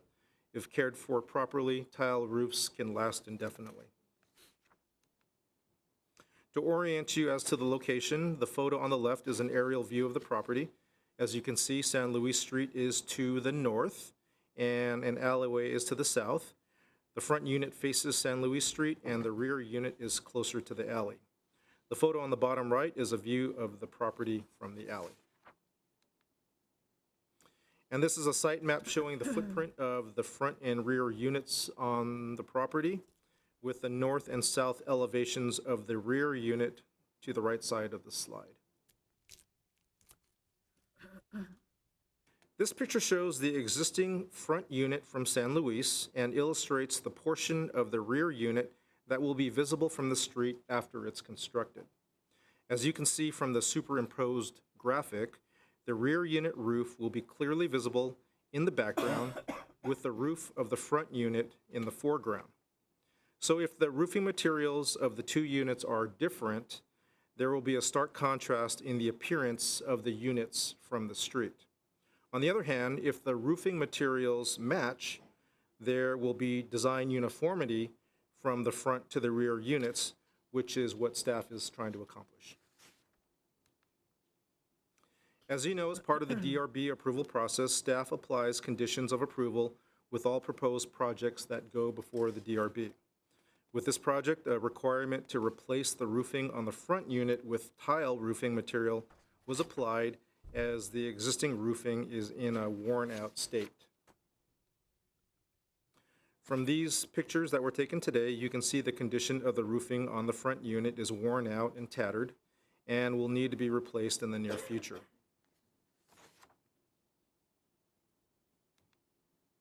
Prior to the DRB meeting in August, staff discussed all conditions of approval with the property owner, and the property owner agreed to all of the conditions except for the tile roof for the front unit. The property owner's objection was noted and mentioned in the DRB staff report and also during the meeting presentation. The DRB, as John mentioned, has a long history and practice of requiring existing homes and garages to be re-roofed with tile to provide for a cohesive design and appearance with the construction of second units. In fact, over the last 10 years, about 16 projects similar in scope have had to comply with this same city requirement. And lastly, per the municipal code, in order to help maintain orderly and aesthetically pleasing neighborhoods in Paramount, the DRB also has the authority to require improvements that bring about design consistency on properties. So with that, staff asks that you deny this appeal on the basis of the city's past practice for approving home improvement projects that, again, help Paramount neighborhoods maintain an attractive and cohesive design that adds to the overall aesthetic appeal of our community. And if you have any questions, I'll be happy to answer them. Thank you. Any questions for Kevin? And Madam Mayor, I'm sorry, I hate to interrupt, but we do have a speaker's card for this item. Would you like it now, or? Okay, we'll have the public comment now, please. Okay, you got it. Mr. Enrique Alvarez from Downey, California, AD Studios, Inc., would like to address the council. Evening. Good evening.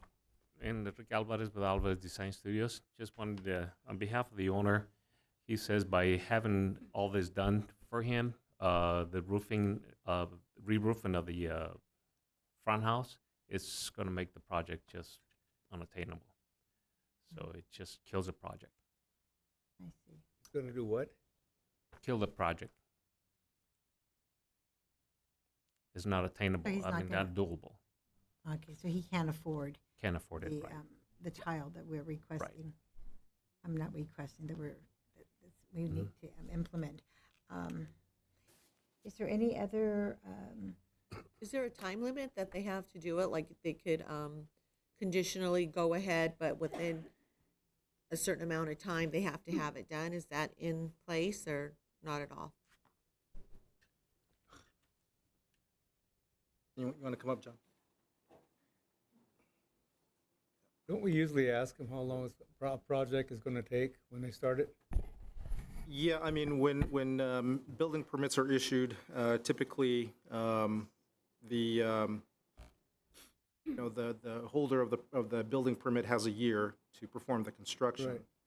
But I don't think that's what the question was. So, John, do you no. want to answer that? Yeah, we could certainly put an outer limit of when that front unit would have to be re-roofed. Is there something in place that already gives guidelines as to how long?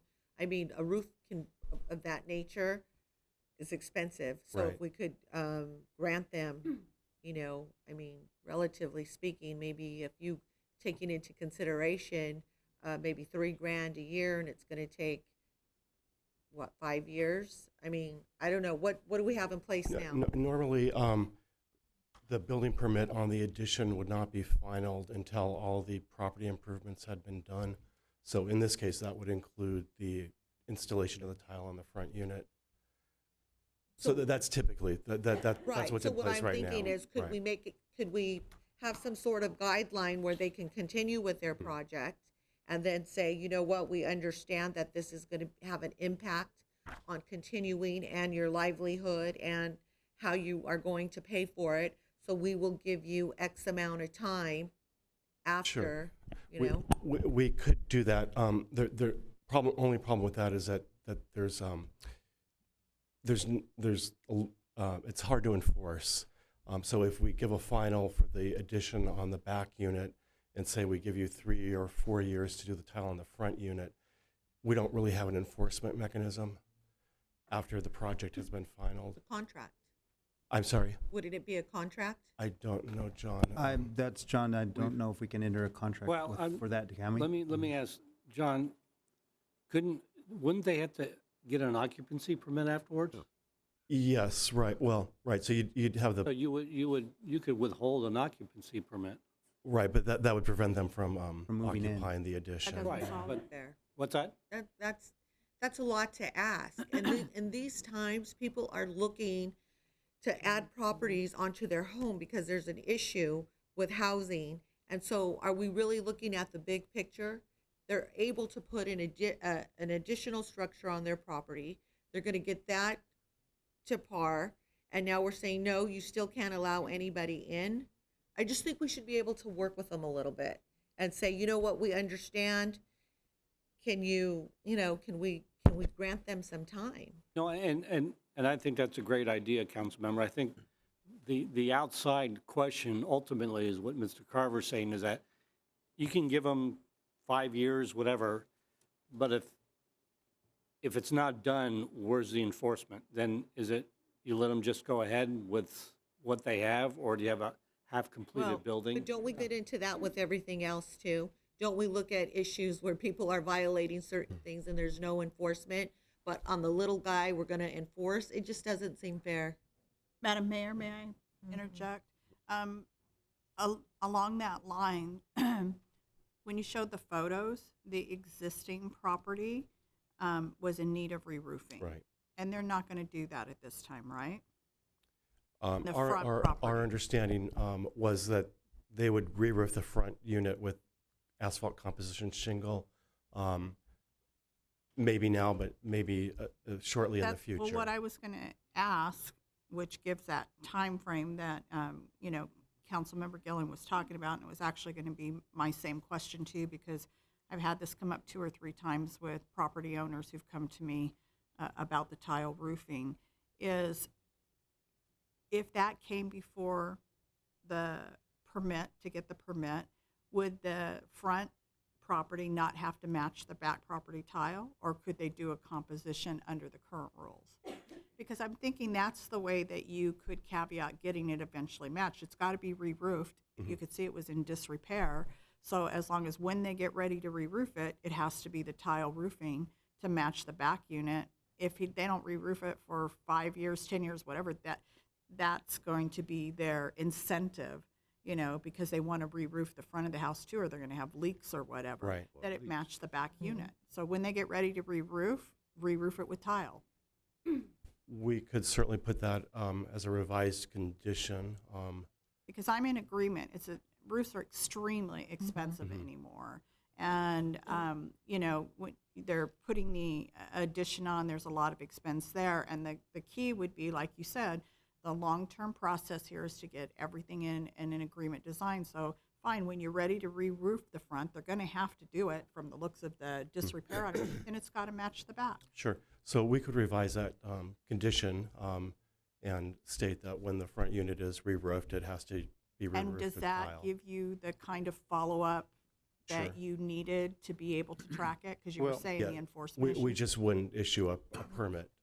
In the future, when they re-roof, we wouldn't issue a permit unless it were for tile. Right. Right. Yeah, and- Right. But that's what I'm saying, you have a tracking mechanism for that right. property to do that? I We mean, do, that right. sounds, Madam Mayor, Oriented to me. if I might, could I suggest that this is, if you intend to approve this, that it's conditionally approved?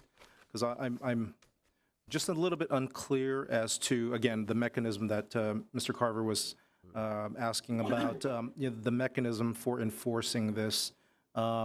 This is, the property owner is, the current property owner owns it now, but at a later time, in 2 years, 3 years, who knows, it could be with a different property owner. And then how do we enforce that? Does the condition go with the property, or does the condition go with the property owner? So I would ask for maybe a conditional approval to give us a little more time to I think it should- figure out the mechenism with Yeah, I Mr. think it should Kavanaugh. go with the Good property idea. owner, Go but with the yes. property owner, and then if they sell, make that a clause that if they intend to sell, they need to upgrade the roof. Right. And then in addition to that, I think if we really want to work with the community, could we give them some grants? Can we look into grants that maybe, I know we used to have a program in the city that would help put roofs on houses. I mean, if they have a hardship, I mean, that might be something else instead of just saying no. Let's point them in the right direction. Maybe there's some grants available that would help them. But in the meantime, just make it a condition. can we put a condition on the property? How do we find out if it's a hardship? Yeah, we Or you can. need to explore this? Is We that what you're need to saying? explore that. Yeah. Okay, so Okay we'll with table tabling it? this item. Yeah, I would recommend to we a later continue it. date, I think there's a but- lot of good points that were made, and Yes. we would have to flush it out and work with the property owner, too. The only problem is I don't want to table it and then not give them the ability to go ahead because we are keeping them from being able to put people into that home. Right, and that's what I was suggesting, perhaps a conditional approval where they can move forward with the project. However, that would give us time to then work out legal issues for how to go about enforcing Attorneys this. going like this. I wouldn't recommend that at all. Well, Okay. can you do What it, can you do the review process within 30 days Is so the that roof it on the gets back house back? already? Because at this point, they were No, facing a the- denial. So at least now we're looking to some way Are to you approve okay with it. that, Mr. Enrique? No. No. No, not to table it. I have some other things that I needed to say also that it concerned the owner. Part of the condition that we're here also was to, even though they're not touching the existing house in the front, there were several items that they wanted them to do. One of them was re-roofing, the other was to take the wrought iron guards that are in the window, paint the house, and so if you're not touching the front, why are you making all these recommendations when you're trying to get the project in the back done first? Is the project in the back a rental property? Yes.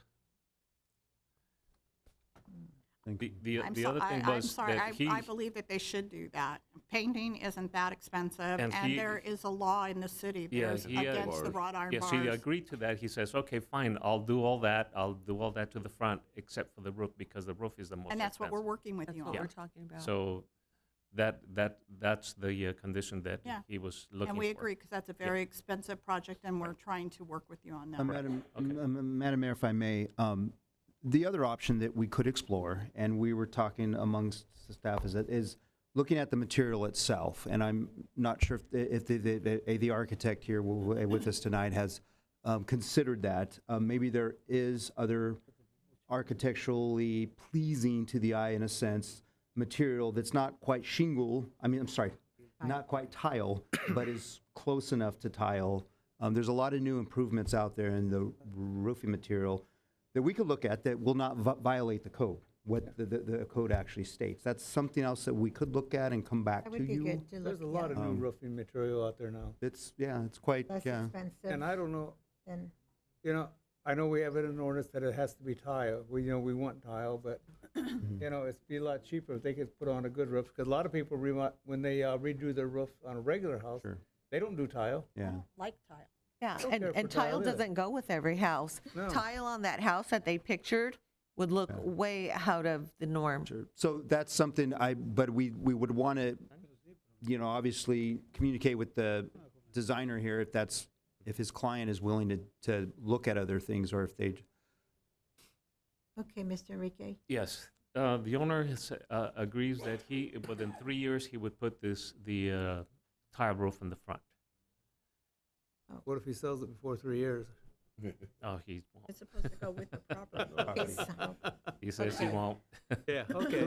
Well, again, you could do it like you said. If you agree to that, if he does sell that property, he has to put the roof in before he sells it. There you go. Yeah. I think we have to table fair. this for staff to Yeah, I meet do with too. them I and agree. see what's possible with them and what they're willing to do, and then for them to look at the legal aspect of the other way so that we can make the best Okay. possible move on this. Because Just- now we brought in all kinds of options, and you guys need to talk. Just for clarity, if I will, Madam Mayor, I'm going to ask the city attorney, does this necessarily have to go back to the Development Review No, Board? Or can no. it go right back to The the? city council has made a direction to investigate whatever options, or a lot of information, and to bring it back to the city council. So in effect, the appeal is still pending. And we'll do our best to expedite it to bring it But back. can to the city. construction continue? Can Motion to construction continue. continue? Yes. Okay. Motion to continue? Yes. So moved. Second. okay, thank you. Thank you. Okay, item 18, resolution number 18031. Staff report, please. Yes, Madam Mayor and Council. The new restaurant La Diosa de los Moles is requesting approval of a live entertainment permit. They're proposing to have singers on a nightly basis from Thursday through Sunday.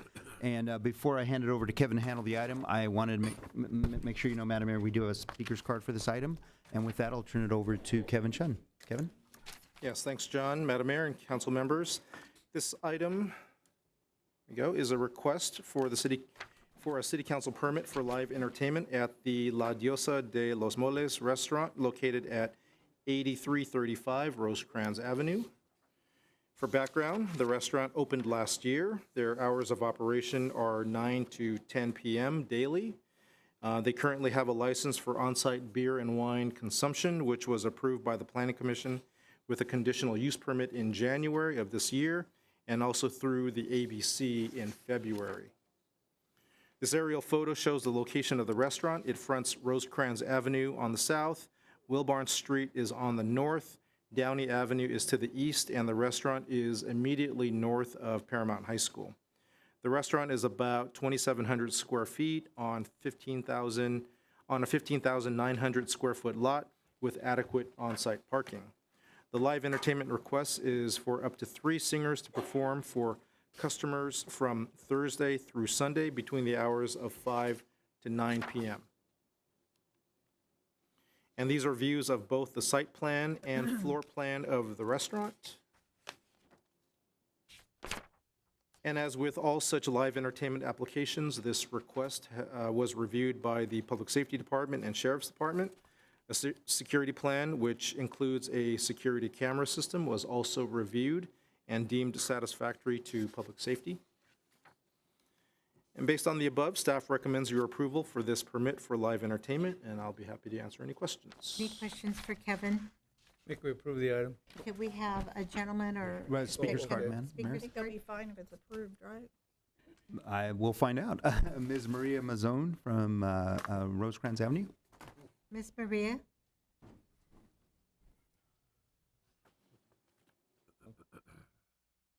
Let's screw it up. Hi, everybody. Good night. Hi, Maria. And we'll be happy to be here on Paramount City to get the business La Diosa de los Moles.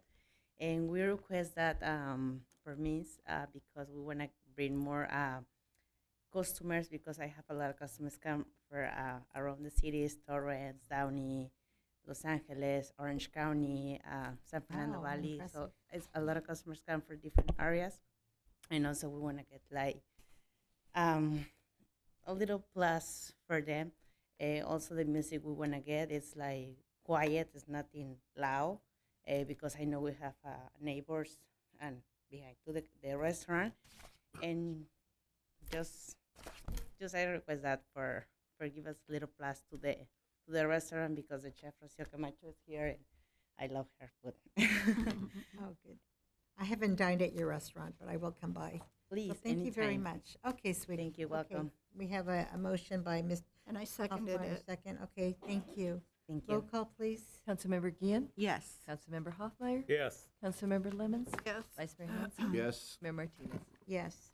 Item 19, a farmer's market agreement with Veterans Farmers Market. Staff report, please. Yes, Madam Mayor, happy to report the farmers market is coming back. As you know, the farmers market organizer closed up shop in August. Since then, we've been out looking for a new organizer to take over the market, and after searching, we found one. So here's Dave Johnson to tell us more about the new organizer and the agreement that we'd like to enter. Dave? Thank you, John, Council, and I'm sorry, Mayor and Council members. So as John mentioned, our former farmers market manager, SoCal Farmers Market, ceased operations in August of 2018. So right after that, we started looking for another vendor to take over our existing day market. And we came across two market operators that were able to follow through with our discussions. And we're happy to inform you that we're recommending Veterans Farmers Market to become our new market operator. Veterans Farmers Market consists of two individuals. They have extensive experience working for other agencies to run those markets. This will be their first market under their new organization, Veterans Farmers Market, under that banner.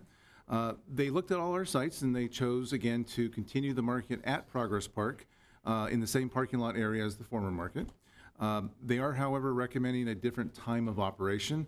The former market was from 9:30 a.m. to 1:30 p.m. They're recommending to go from 11 a.m. to 4 p.m. What they're aiming at is that still captures that lunch crowd, and then also captures the parents as they pick up their students from Jefferson, and they're hoping to capture that population. Their contractual time, though, will be from 9 a.m. to 6 p.m., which will allow them time for setup and cleanup. They are planning to reopen the market on Friday, April 5th, 2019, if council approves this agreement. I do need to note that in the contract that you were given as part of your packet, there was an error. It said April 5th, 2018. That is not correct. It'll be corrected in the final agreement at 2019. We will continue to assist this market like we did the former market with marketing, site closure, and for use of our equipment.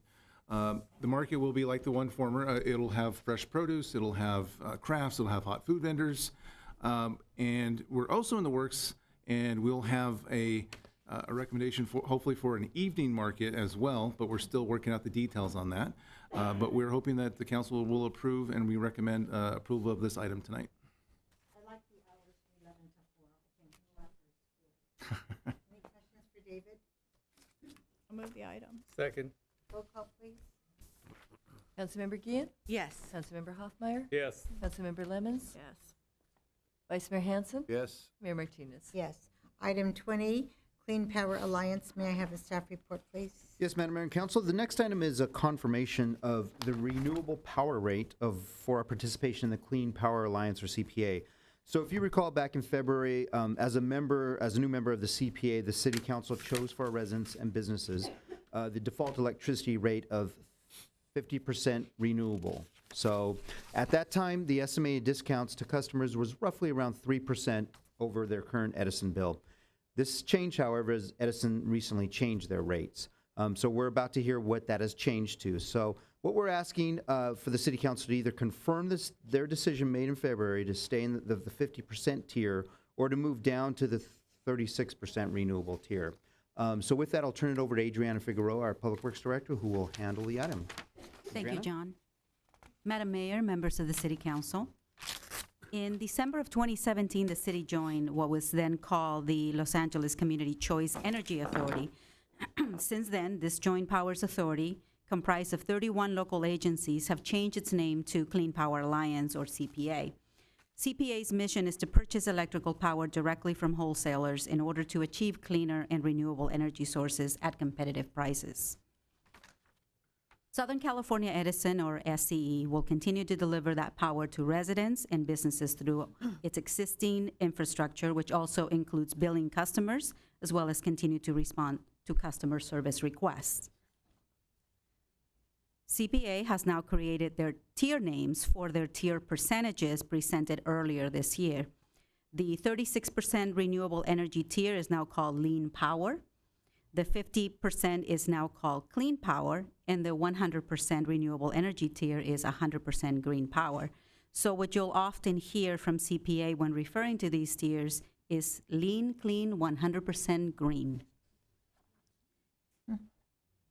At the February 20th meeting, the City Council selected the 50% renewable energy tier based on the information that was available at that time.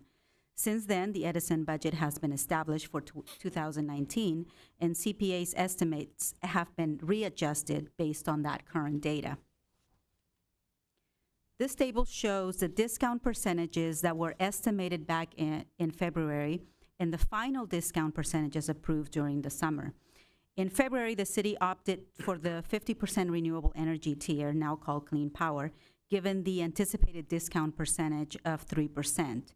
However, that has changed, and the final approved discount based on that 50% energy tier will yield approximately 0 to 1% discount. I should note that customers that are enrolled in Edison's CARE program will not be impacted and may actually see additional savings.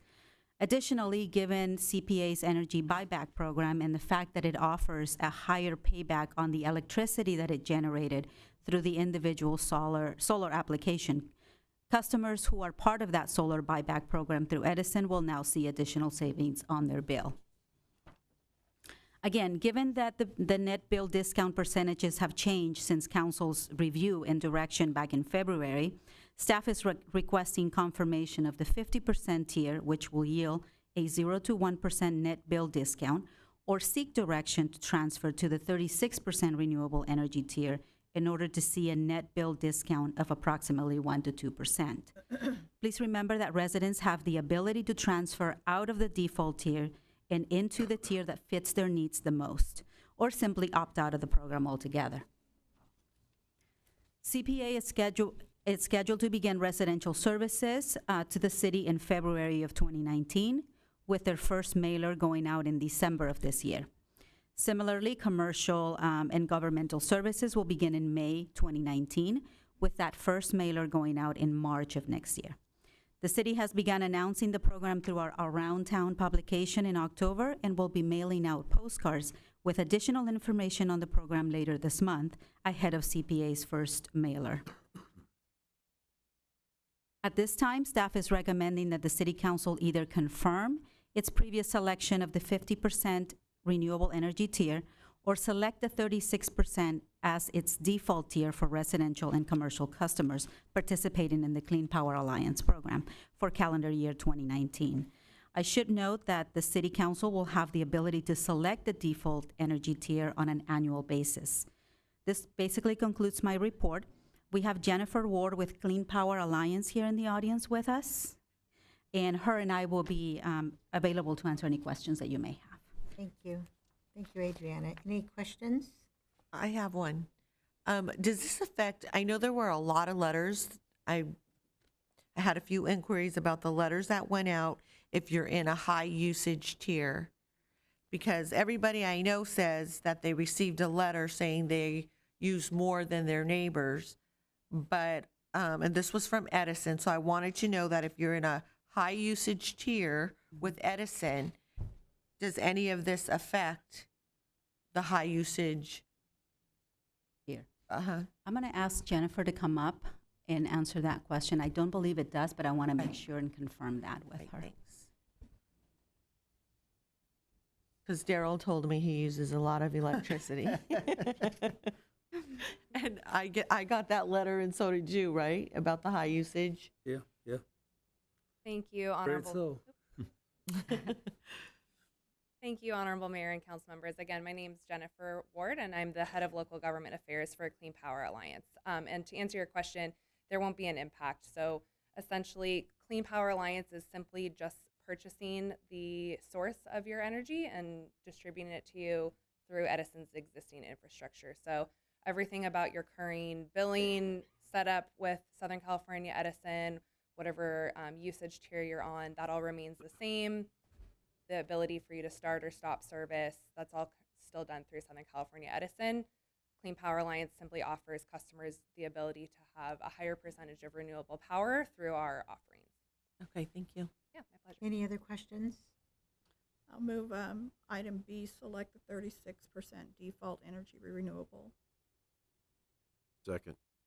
Roll call, please. Councilmember Gian, Yes. Councilmember Hoffmeyer, Yes. Councilmember Lemons, Yes. Vice Mayor Hanson, Yes. Mayor Martinez. Yes. Item 21, Citizens Option for Public Safety Grant Funding. May I have a staff report, please? Yes, Madam Mayor, it's something we do every year. We're asking for your approval on the budget of our annual allocation of COPS grant money, and Adriana Lopez will handle the item. Adriana? Thank you. Thank you, John. Madam Mayor, council members, like John stated, this is an item that we bring before you every year. This is our COPS grant, and we're into the 23rd year of receiving this grant. These funds have been used for a variety of police services, which include increased personnel and also purchase of equipment. Since fiscal year 1996, the city has received approximately $2.5 million from state COPS, and this year we are receiving slightly under $102,000. This annual grant does not require a local match, and it's no longer a requirement to hold a public hearing.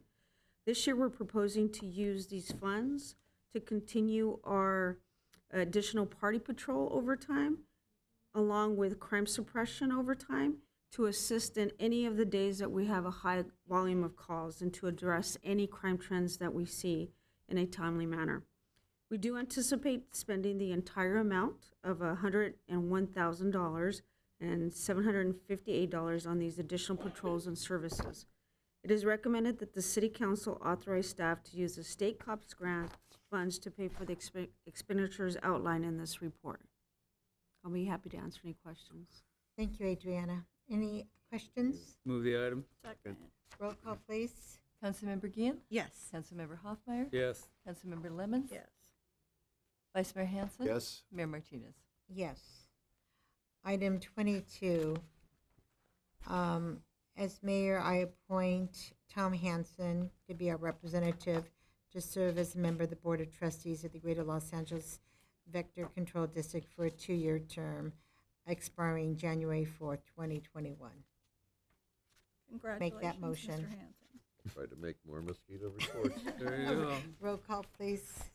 Councilmember Gian, Yes. Councilmember Hoffmeyer, Yes. Councilmember Lemons, Yes. Vice Mayor Hanson, Yes. Mayor Martinez. Yes. Okay, are there any comments or committee reports from council? I have just one thing, and it's not really a report. I just think that with all the emergency stuff that's been going on, I think, I don't know for certain, but we had an emergency here at City Hall, and I'd like to make sure that we have a defib on hand, a first aid kit, including ice packs, and I'd like to bring that up to date. And then there's a program called CERT, and it identifies neighborhood captains in certain neighborhoods that if we have like some untimely earthquake, some emergency situation, that there's a house with a captain or somebody certified for that area. If communications go down, we have a first aid person who can take whatever they need to those neighborhoods. And that's being implemented in other cities, and I'd like to look into that so we can get that going. Absolutely. We do have CERT teams, if I'm not mistaken, Adriana, already, and we could definitely get more information. What can you explain real quick about our CERT teams? Yes, we do have CERT training. CERT training is usually offered through the Los Angeles County Fire Department.